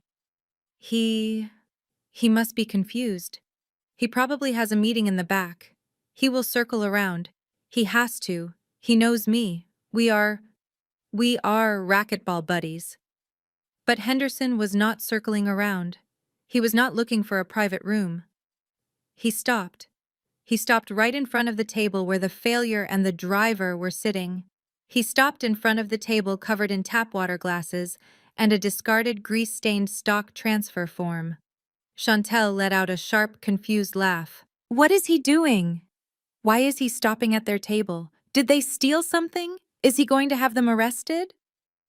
Otis turned slowly, watching with bated breath. Yes, that had to be it. Henderson was a man of justice. He must have recognized Dante as a squatter or a fraud. He was going to confront them. He was going to do what Otis had failed to do, throw them out.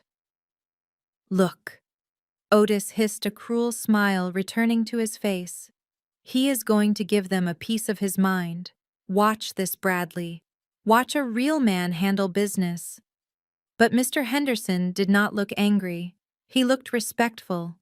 He adjusted his cufflinks, took a deep breath, and stood before my table with the posture of a soldier reporting to a general. He ignored the spilled sauce. He ignored the cheap cutlery. He looked directly at me, his eyes filled with a terrifying amount of professional admiration. The entire restaurant held its breath. Otis leaned in, waiting for the explosion, waiting for the insult that would finally put me in my place. He was waiting for his vindication. He had no idea he was witnessing his own execution. Mr. Henderson stood before our table, looming large in his charcoal suit. To the rest of the room, he was a titan of industry, a man who moved markets with a single phone call. To my family, he was a god they were desperate to worship. But as he looked down at me, his expression held none of the arrogance Bradley had described. There was only respect. Deep, professional, and undeniable respect. He adjusted his cufflinks, took a breath, and then did the unthinkable. He bowed. It was a slight inclination of the head, a gesture of deference that no one in that room had ever seen him perform. "Madam Chairwoman Henderson," said his voice clear and projecting to every corner of the silent restaurant. "I apologize for interrupting your evening. I know you prefer not to discuss business during dinner." Otis made a sound like a dying engine. It was a strangled, high-pitched wheeze that escaped his throat involuntarily. He gripped the edge of the table, his knuckles turning white. He looked from Henderson to me, his brain short-circuiting. Madam Chairwoman. Was Henderson mocking me? Was this an elaborate joke? But Henderson was not smiling.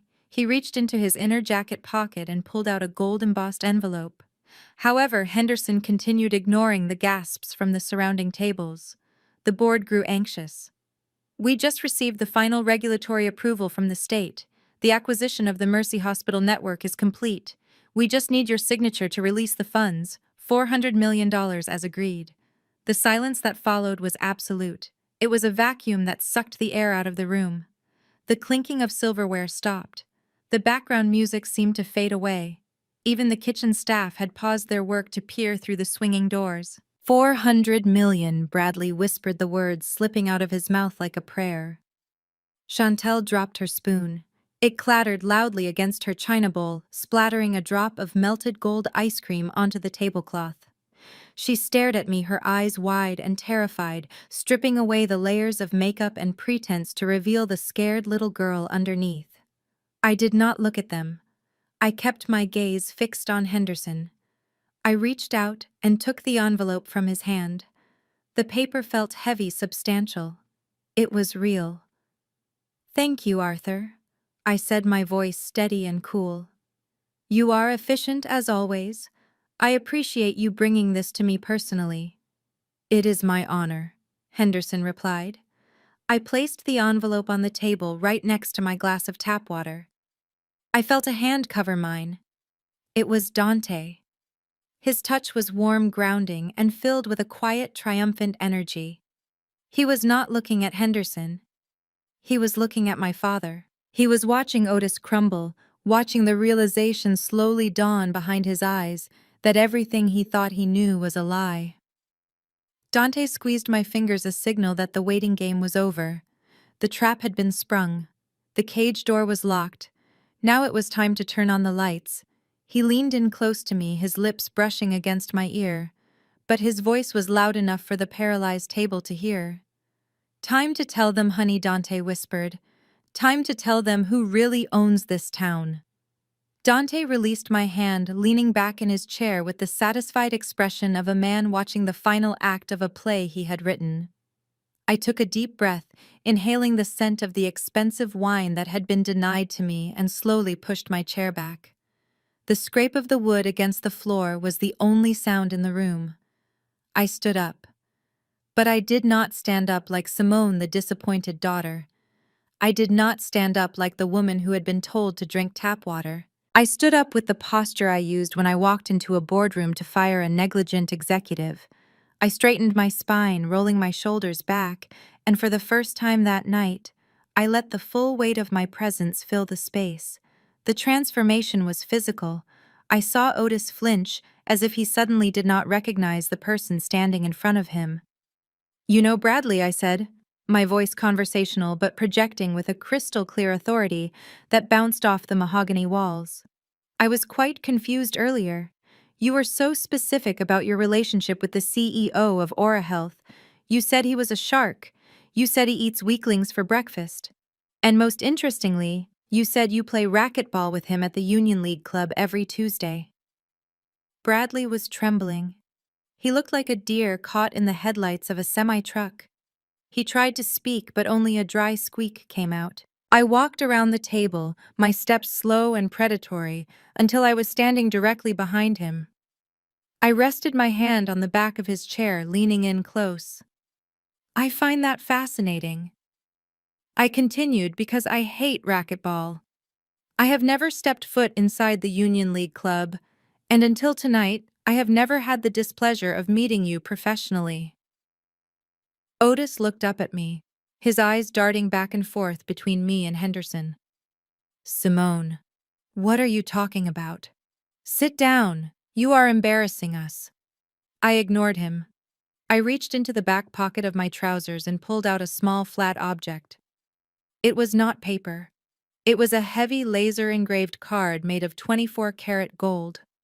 It was a novelty item my board had given me when we crossed the $100 million valuation mark, but I kept it for moments exactly like this.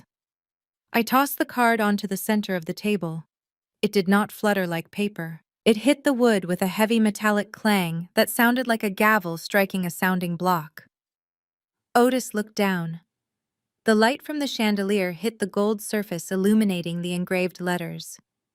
Simone Brooks, founder and CEO, Aura Health Solutions. I am the shark, Bradley. I said, my voice dropping to a deadly whisper.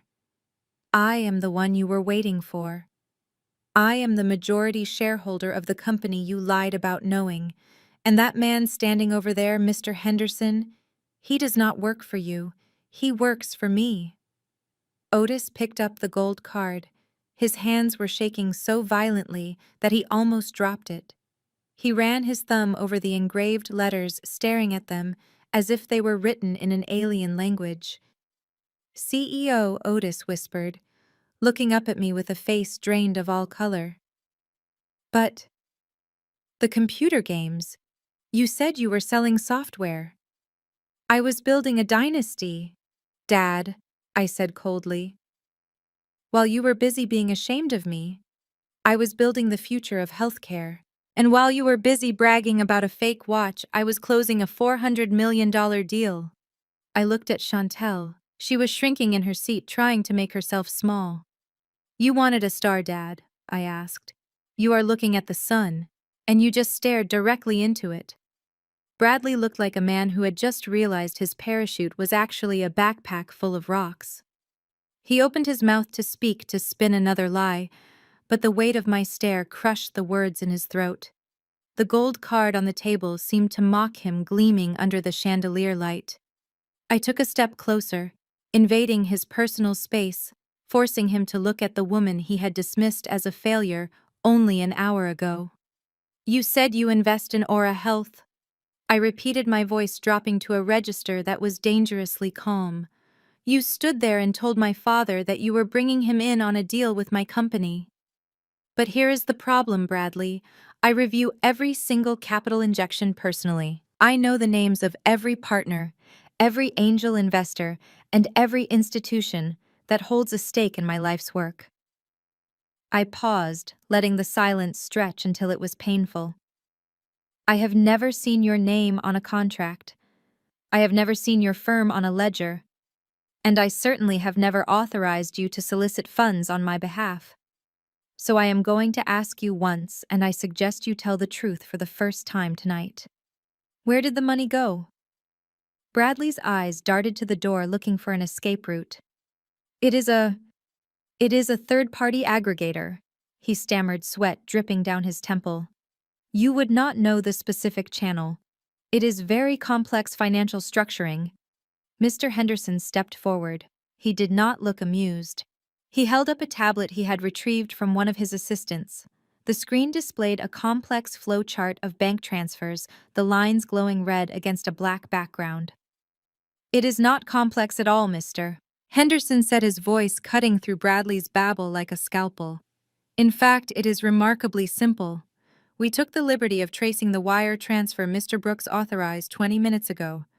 Our security team monitors all transactions involving Aura Health's name to prevent exactly this kind of fraud. Henderson turned the tablet around so Otis could see it. Otis leaned forward, his hands trembling, squinting at the screen. The $500,000 did not go to the Helios Fund. Henderson explained, tracing the line with his finger. It was routed through a shell company in Delaware and then immediately wired to an offshore account in the Cayman Islands. Specifically, an account associated with Galaxy Sportsbook. Otis looked up, his face gray. Sportsbook. It is a gambling site, Mr. Otis Henderson clarified brutally. Your son-in-law did not invest your money. He used your life savings to pay off a massive accumulation of bad debts. You did not buy a portfolio. You bought him another week of freedom before the loan sharks came looking for him. The realization hit Otis with the force of a physical blow. He staggered back, his hand clutching his chest. The air seemed to leave his lungs in a sharp, wheezing gasp. He looked at Bradley, the man he had championed, the man he had chosen over me. He saw the truth now. He saw the sweat, the fear, the pathetic desperation of a small-time con man. My house? Otis rasped, his voice barely audible. You gambled my house. Bradley held up his hands, backing away. Otis, listen, it is a sure thing. I have a tip on a horse in Dubai. I can win it back. I just need a little time. Otis made a sound of pure anguish, a guttural cry of a man watching his entire world dissolve. He grabbed the edge of the table to keep from collapsing, his other hand gripping his shirt over his heart. The betrayal was absolute. He had sold his daughter out for a thief. Otis was gasping for air, his hand clutching his chest as he stared at Bradley with the horror of a man watching a cancer diagnosis unfold in real time. But the surgery was not over. We had removed one tumor, but the infection went deeper. Chantel was trying to inch her way away from her husband, her face contorted into a mask of feigned shock. She reached out to touch Otis's arm, playing the role of the innocent bystander. Daddy, I had no idea, she cried, her voice pitching up into a hysterical whine. You have to believe me, I am a victim here too. He lied to me, he told me he was a genius.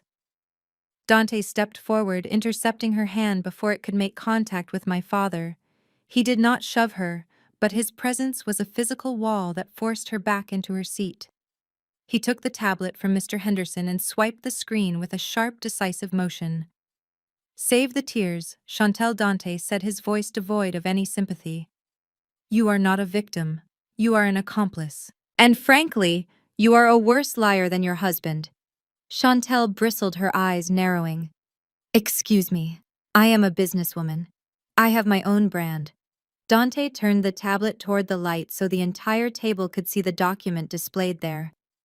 It was a shipping manifest. Let us discuss your brand, Dante said calmly. Chantel Couture. You told your father you designed these pieces yourself in a studio in Milan. You told him the high price point was due to Italian silk and European craftsmanship. He tapped the screen. This is a bulk invoice from a factory in Guangzhou. You are not designing anything. You are buying polyester knockoffs for $3 a pound, cutting out the made in China tags, and sewing in your own labels. You are upselling sweatshop refuse by 5,000%. That is not fashion, Chantel. That is fraud. Otis looked at the screen, his eyes watering. He saw the pictures of the clothes. He saw the unit price, $2.50. He remembered the check he had written her last month for fabric sourcing, a check for $10,000. But she has a studio, Otis whispered, grasping at straws. She has a storage unit, Dante corrected. And she is not just lying to her customers, she is stealing from you. Dante swiped to the next page. It was a credit report. Your successful daughter is currently $150,000 in debt to her suppliers. Dante continued reading the numbers like a death sentence. She has not paid her warehouse fees in 6 months. And the worst part? She used your name, Otis. She forged your signature as the guarantor on her business loans. When she defaults next month, and she will, the collectors are not coming for her. They are coming for you. Otis made a low, guttural sound like an animal caught in a trap. He looked at Chantel, who was now sobbing into her napkin, her mascara running down her cheeks in black streaks. She did not deny it. Her silence was a confession. And one last thing, Dante said, his gaze shifting to my father's wrist. He pointed at the rose gold Patek Philippe that Otis had been flashing around the restaurant all night. You might want to take that off, Otis. It is irritating my skin just looking at it. Otis looked down at the watch, the symbol of his retirement, the gift that was supposed to prove his daughter's love and success. It is a fake, Otis asked, his voice broken. It is not just a fake, Dante said ruthlessly. It is a bad fake. The movement is quartz, the gold is plated brass, and the diamonds are cubic zirconia. Real market value. About $50 on Canal Street. She did not fly to Milan, Otis. She probably bought it out of a trunk in a parking lot. Otis unclasped the watch with trembling fingers. He held it in his palm, feeling the cheapness of it, the lie of it. He looked at Bradley the thief. He looked at Chantel the fraud. Then he looked at me, the daughter he had disowned, standing next to the billionaire he had insulted. The weight of his own stupidity crushed him. He dropped the watch onto the table. It landed with a hollow, tinny clatter next to the real gold card I had thrown there moments before. The contrast was the final nail in the coffin of his pride. Otis slumped in his chair, his hand massaging the center of his chest. The color had drained from his face, leaving him looking old, frail, and incredibly small. The revelation about the fake watch and the gambling debts had stripped away his armor. He was no longer the patriarch. He was just a foolish old man who had been taken for a ride. But I was not done. The surgery had to be precise to be effective, and there was still necrotic tissue to cut away. "Does your chest hurt, Dad?" I asked, my voice devoid of the warmth he used to rely on. "It feels tight, doesn't it? Just like it did last winter when you collapsed in the study." Otis looked up at me, his eyes watery and confused. He nodded weakly. "You remember that day, don't you?" I continued, stepping closer until I loomed over him. "You remember waking up in the VIP recovery suite? You remember the doctors telling you that the bill was settled? You looked at Chantel and she smiled and told you she sold her debut collection to save you. You cried. You told everyone she was your guardian angel." I glanced at Chantel. She was staring at her lap, picking at a loose thread on the tablecloth, unable to meet anyone's gaze. "That was a lie, Dad. Chantel has never sold a collection. Chantel has never made a profit in her life. The only thing she has ever successfully produced is debt." I leaned down, placing my hands on the table, forcing him to look at me. "I paid for your heart, Otis. I wired $200,000 to the hospital billing department from my personal account. I did it anonymously because I knew your pride was more fragile than your arteries. I let her take the credit because I wanted you to be happy. I wanted you to feel loved. And how did you repay me? You mocked me. You told me I was a disappointment while your heart beat with the blood I bought for you." Otis let out a sob, a dry cracking sound. He looked at Chantel, pleading for a denial, but she offered none. The truth hung heavy in the air. "And the house?" I asked, twisting the knife. "The Hyde Park estate. The symbol of the Brooks family legacy." Otis flinched. The house is the family seat. It was never yours," I said softly. Otis blinked. "What Grandma did not trust you, Dad," I revealed, dropping the final bombshell. "When she died, she didn't leave the house to you. She knew you were reckless. She knew you had a gambling problem in the 90s. She left the deed to me." The room went silent. Otis shook his head, denial warring with memory. "No, no, the lawyers said." "The lawyers followed my instructions. I cut him off. I was 22. I had just started my company. I didn't need the house and I didn't want to humiliate you. So I instructed the estate to transfer the title to your name. I gave it to you. I gave you your legacy because I respected you as my father. I gave you the roof over your head." I pointed to the blue folder sticking out of Bradley's briefcase, the folder that contained the fresh lien Otis had just signed. "And what did you do with my gift? You used it as collateral for a Ponzi scheme. You just signed away the only thing keeping you off the streets to a man who just lost it all on a horse race in the Cayman Islands. You didn't just lose your house, Dad. You threw away my inheritance. Again." Otis looked at his hands.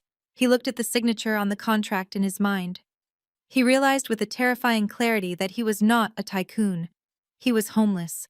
And he had done it to himself, cheered on by the people who were currently trying to disappear into the woodwork. You gave me the house," Otis whispered, his voice broken. "Yes," I replied, straightening up and stepping back to stand beside my husband. "And tonight, you gave it to the bank." The silence that followed my declaration was not peaceful. It was the heavy, suffocating pressure of a collapsing building.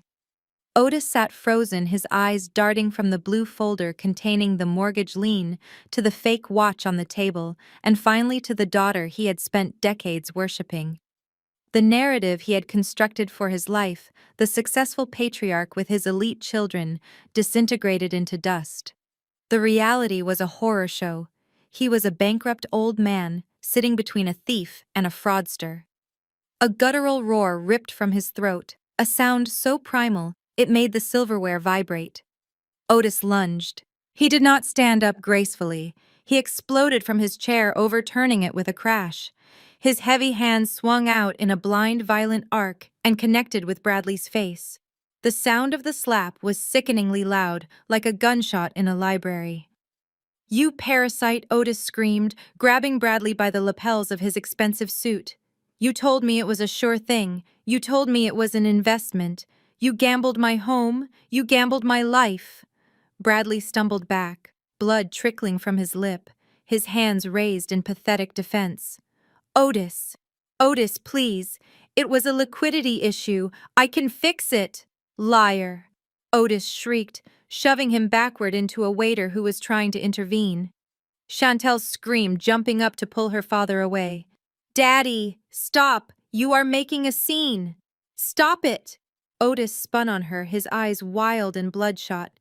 He looked at the face he had cherished, the face he had claimed was the image of perfection. Without hesitation, he backhanded her. It wasn't a closed fist, but the force of it sent Chantel sprawling into her chair, clutching her cheek in disbelief. "Do not call me Daddy," Otis spat, shaking with rage. "You are no daughter of mine. You are a leech. A two-bit con artist selling trash and calling it couture. I gave you everything. I paid for your studio, I paid for your inventory, and you forged my signature. You stole from the hand that fed you. It was a shark tank, and the sharks were finally eating each other." Chantel shrieked, pointing a trembling finger at Bradley. "It was his idea. He told me to sign it. He said we would pay it back before you noticed. He is the addict. I just wanted to make you proud." "You wanted to make me poor," Otis roared. He looked around the wreckage of the dinner, the spilled wine, the overturned chair, the terrified onlookers. He realized with terrifying clarity that he was alone. He had no house. He had no savings. He had no legacy. Then his eyes landed on me. The rage instantly evaporated, replaced by a desperate, cloying panic. He saw the gold card on the table. He saw Mr. Henderson standing respectfully behind me. He saw the power. He saw the money. Otis stumbled toward me, pushing past the debris. His face crumpled into a mask of pathetic sorrow. He reached out his hands, trembling, trying to grab my arm. "Simone," he gasped, tears streaming down his face. "Baby girl, you see what they did to me? You see how they used me?" He fell to his knees. Right there on the restaurant floor, Otis Brooks, the man who had been too proud to look at me for 10 years, was on his knees clutching the hem of my pants. "I was an old fool, Simone. I was tricked. My mind, it is not what it used to be. They preyed on me, but you are my smart girl. You are my successful girl. You always were the special one." He looked up at me, his eyes pleading, begging not for forgiveness, but for a bailout. "You have the power, Simone. You can fix this. You can call the bank. You can buy the house back. Please, do not let your father end up on the street. We are family. Blood is thicker than water, right? Save me. Save your daddy." I felt the wet heat of my father's tears soaking into the fabric of my trousers. It was a sensation that should have evoked pity, but instead it felt like a stain. For 30 years I had craved his affection.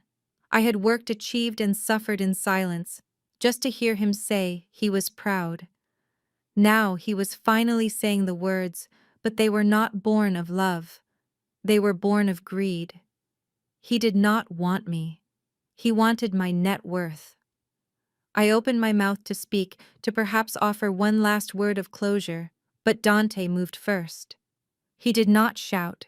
He did not lunge. He simply stepped between us, his movement fluid and absolute. He reached down and gripped Otis's wrist, the same wrist that had been flashing the fake watch all night, and peeled his hand off my leg with the detachment of a sanitation worker removing debris. "Do not touch her," Dante said. The command was low, vibrating with a suppressed rage that was far more terrifying than Otis's screaming tantrums. Dante shoved Otis back, not hard enough to injure him, but hard enough to put him on his backside on the cold floor. Otis looked up, blinking through his tears. "Dante, please, talk to her. You are a sensible man. We are family." Family. Dante repeated the word, tasting like ash in his mouth. He loomed over my father, casting a long shadow that swallowed Otis whole. "I have sat here for 2 hours, Otis. I listened to you mock her education. I watched you throw a heavy fountain pen at her throat. I listened to you laugh while your other daughter called her a ghost and a failure." Dante's eyes were cold, hard flint. 30 minutes ago, you looked her in the eye and told her she was a disappointment. You told her she was jealous. You told her that you preferred to lose everything rather than listen to her advice. You called her a failure in front of a room full of strangers. Otis stammered, raising his hands. "I was angry, I did not mean it." "You meant every word." Dante cut him off. "You only changed your mind because you saw the gold card. You do not love her. You love what she can do for you. And that transaction is closed. You do not have the right to call her daughter anymore. You lost that right when you sold her out for a fake watch and a liar in a cheap suit." Dante straightened up, turning his back on the pathetic figure on the floor. He looked at Mr. Sterling, who was standing ready with 2 large security guards. "Mr. Sterling," Dante said, his voice returning to the cool professional tone of the building's owner. "Yes, Mr. Brooks. These individuals have assaulted guests, destroyed property, and caused a significant disturbance," Dante said, gesturing to the trio of disasters. "I believe we have a zero-tolerance policy for such behavior in my establishment." "We do indeed, sir," Mr. Sterling replied. "Please remove them," Dante ordered, "and ensure they are permanently banned from the premises. If they attempt to return, have them arrested for trespassing." Otis scrambled to get up, his dignity completely gone. "No, you cannot do this. I am Otis Brooks Simone. Tell them to stop." The security guards moved in. They were not gentle. One grabbed Bradley by the collar of his jacket, hauling him up like a sack of flour. Another took Chantel by the arm as she screamed about her shoes. The largest guard stepped toward Otis. "Simone," Otis shrieked, reaching out for me as the guard took hold of his shoulder. "Don't let them take me. I am your father. I am your father." I stood perfectly still. I watched the scene unfold with a strange sense of peace. The man who had controlled my life through fear and guilt was being dragged away, his heels skidding on the polished floor. Mr. Henderson stepped to the side to let the security team pass. He did not look at them. He looked at me, a silent nod of acknowledgement. As they reached the double doors, Otis turned back one last time, his face twisted in a rictus of panic. "Simone." I finally looked away. I turned to my husband, the man who had defended me when I could not defend myself. "Let us go to the suite, Dante," I said softly. "I believe we have a celebration to attend." The cold Chicago wind whipped against my face as we stepped out onto the curb, but it felt refreshing after the suffocating atmosphere of the restaurant. The valet was already there, holding open the door of our phantom black Maybach. It was a silent beast of a car, commanding and impenetrable, a stark contrast to the rust bucket Bradley had mocked earlier. Just down the sidewalk, huddled near a bus stop sign, my family stood shivering. Bradley was wiping blood from his lip with a silk handkerchief. Chantel was hugging her arms, her fake designer heels useless against the cold pavement, and Otis looked like a ghost. When he saw the car, he broke into a run. It was a clumsy, desperate shamble. He threw himself at the vehicle just as I settled into the leather seat. He banged his fist against the tinted glass, his breath fogging the window. "Simone, please, you cannot leave me like this." Dante looked at me from the other side of the back seat. His hand hovered over the button to lock the doors. "It is your call," he said softly. I pressed the button to lower the window. It slid down with a quiet hum. Otis gripped the frame, his knuckles white, his face inches from mine. He looked broken. The arrogance was gone, replaced by the raw terror of a man facing oblivion. "Daughter," he panted, reverting to the affectionate term he hadn't used since I was 12. "Please, I made a mistake, a terrible mistake. But you fixed it, right? You have the money. You can stop the bank. Do not let them take the house. It is all I have left." I looked at him, feeling a strange hollowness. The anger was gone. In its place was just pity. "You are right, Dad," I said, my voice calm. "I do have the money. In fact, Mr. Henderson handled it before we even left the table." Otis let out a sob of relief, his knees buckling slightly. "Thank God. Thank you, Simone. I knew you would not abandon me. I knew you were a good daughter. I will make it up to you. I did not do it for you." I cut him off, my tone turning to ice. "I did it because that house was my mother's sanctuary. I will not let a gambling addict and a fraudster turn her memory into collateral damage." I signaled for the driver to start the engine. "I purchased the debt, Otis. I bought the note from the bank 5 minutes ago. I own the lien now. The bank is not coming for the house." Otis smiled, a weak, trembling smile. "Thank you. We can start over. I will pay you back, I swear." "No, you won't," I said. "Because you have nothing. And we are not starting over. Here is the deal. You can live in that house until the day you die. I will pay the utilities. I will pay the taxes. You will never be homeless." I paused, leaning forward so he wouldn't miss a single word. "But the deed stays in my name. You are a guest in my property. And that invitation does not extend to them." I glanced over his shoulder at Chantel and Bradley, who were watching with fearful eyes. "They are banned, Dad. If I find out Bradley has stepped foot on the property, or if Chantel moves back in, I will evict you the same day. You chose them over me tonight. Now you have to choose between them and a roof over your head." Otis looked back at his golden child, then back at me. He opened his mouth to protest, to beg for Chantel, but the cold wind hit him, and the reality of his poverty silenced him. He realized he was holding a losing hand. He nodded slowly, his head bowing in defeat. "Good," I said. I pressed the button. The window rolled up, sealing me inside the warmth of my success.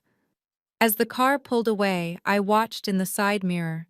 Otis was standing alone on the curb, shrinking into the distance, a small, dark figure against the city lights. He had his house, but he had lost his family. And I was finally free. The window had almost sealed shut when I signaled the driver to stop. The glass lowered again with a soft mechanical hum, stopping halfway. Otis was still standing there, his hands clasped together in a posture of pathetic gratitude, unaware that I held one final crushing card in my hand.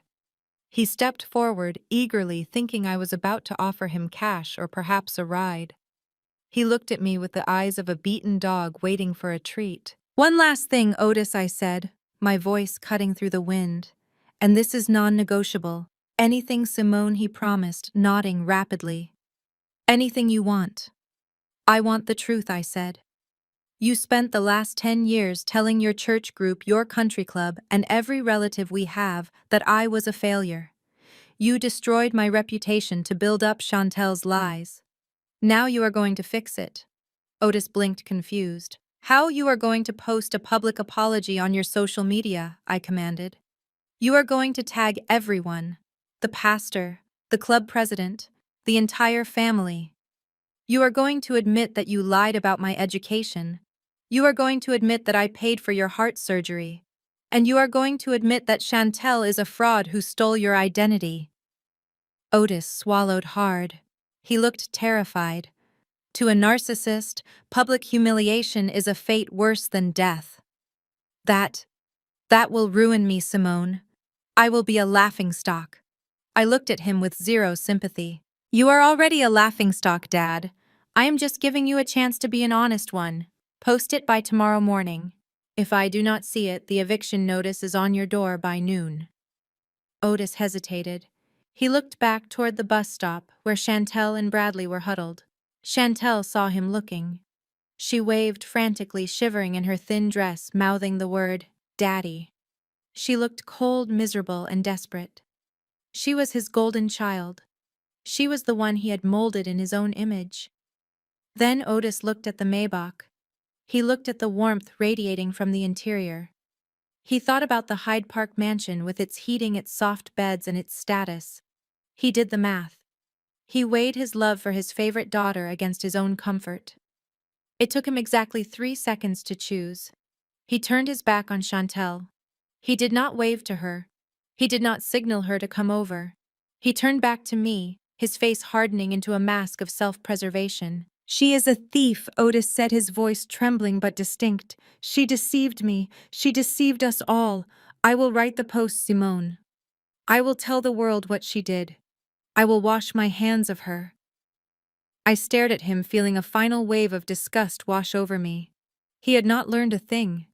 He wasn't apologizing because he was sorry. He wasn't banning Chantel because it was the right thing to do. He was doing it because I was the new winning horse, and he wanted to bet on me. He was willing to throw Chantel into the gutter just as easily as he had thrown me, as long as it kept a roof over his head. I nodded slowly. "The house is yours, Otis. Alone." I pressed the button. This time I did not stop the window. As the glass rose, shutting out the noise of the city, I saw Otis turn and start walking away. He did not walk toward Chantel.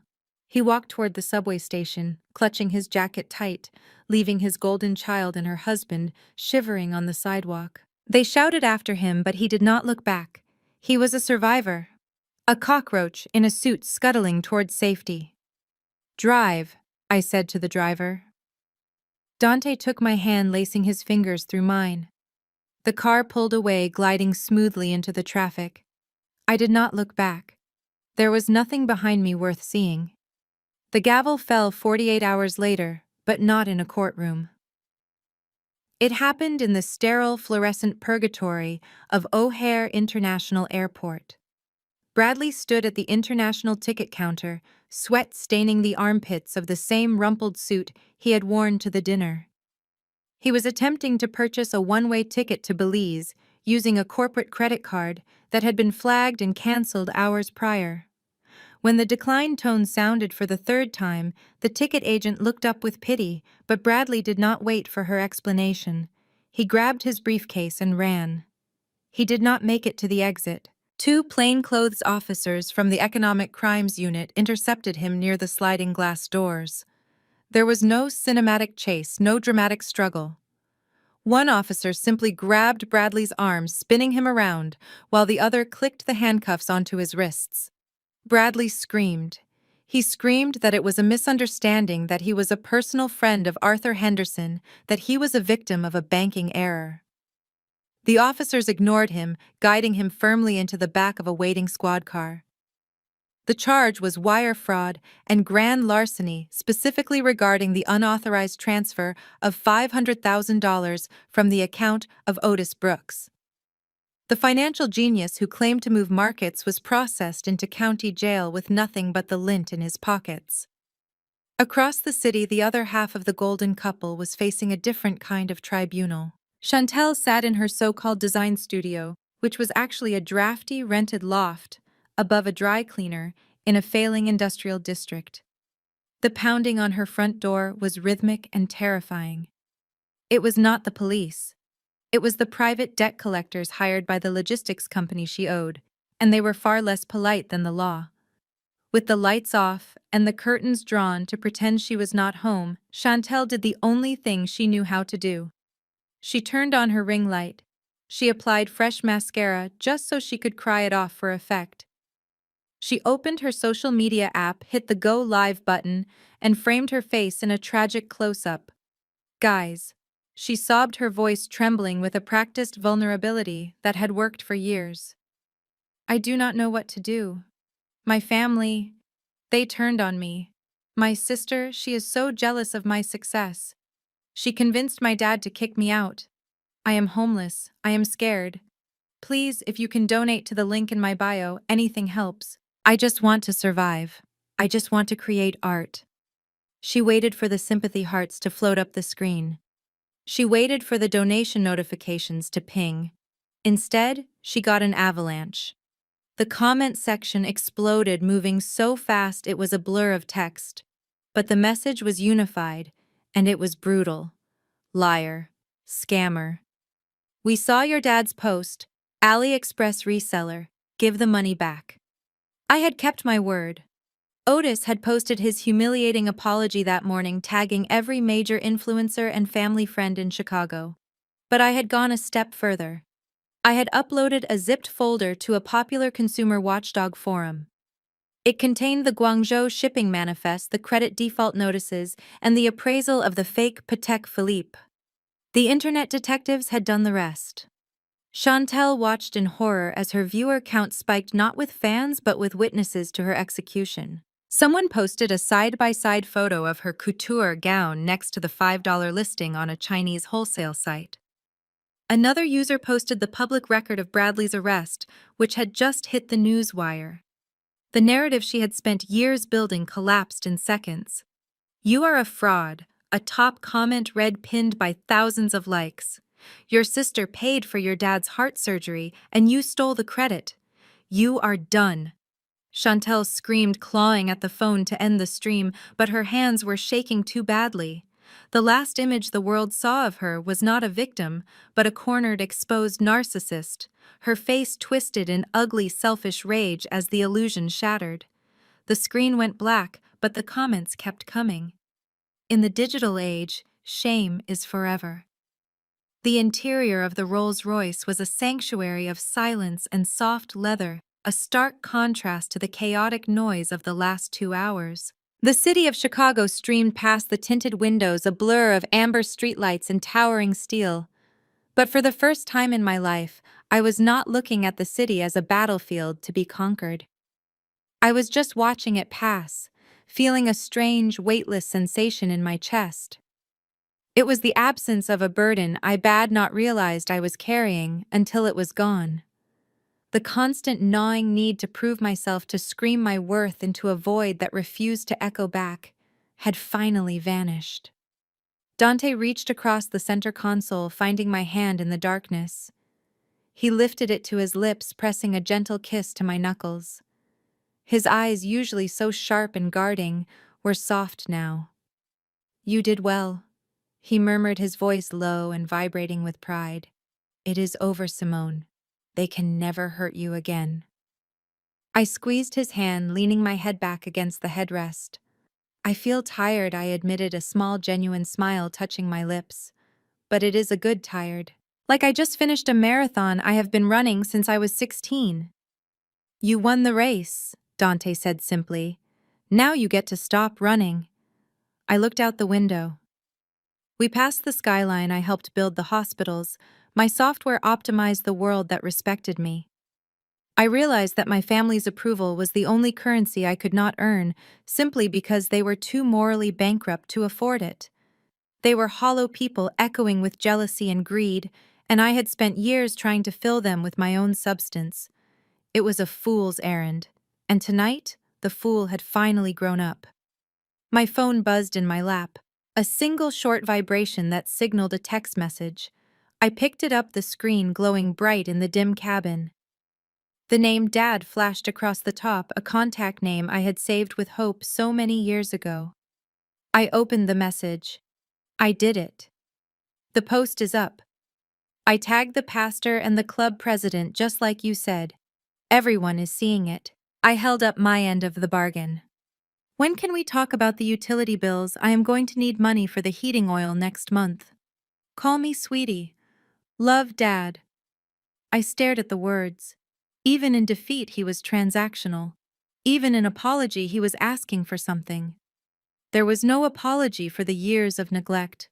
There was only compliance in exchange for cash. He was not a father, he was a tenant.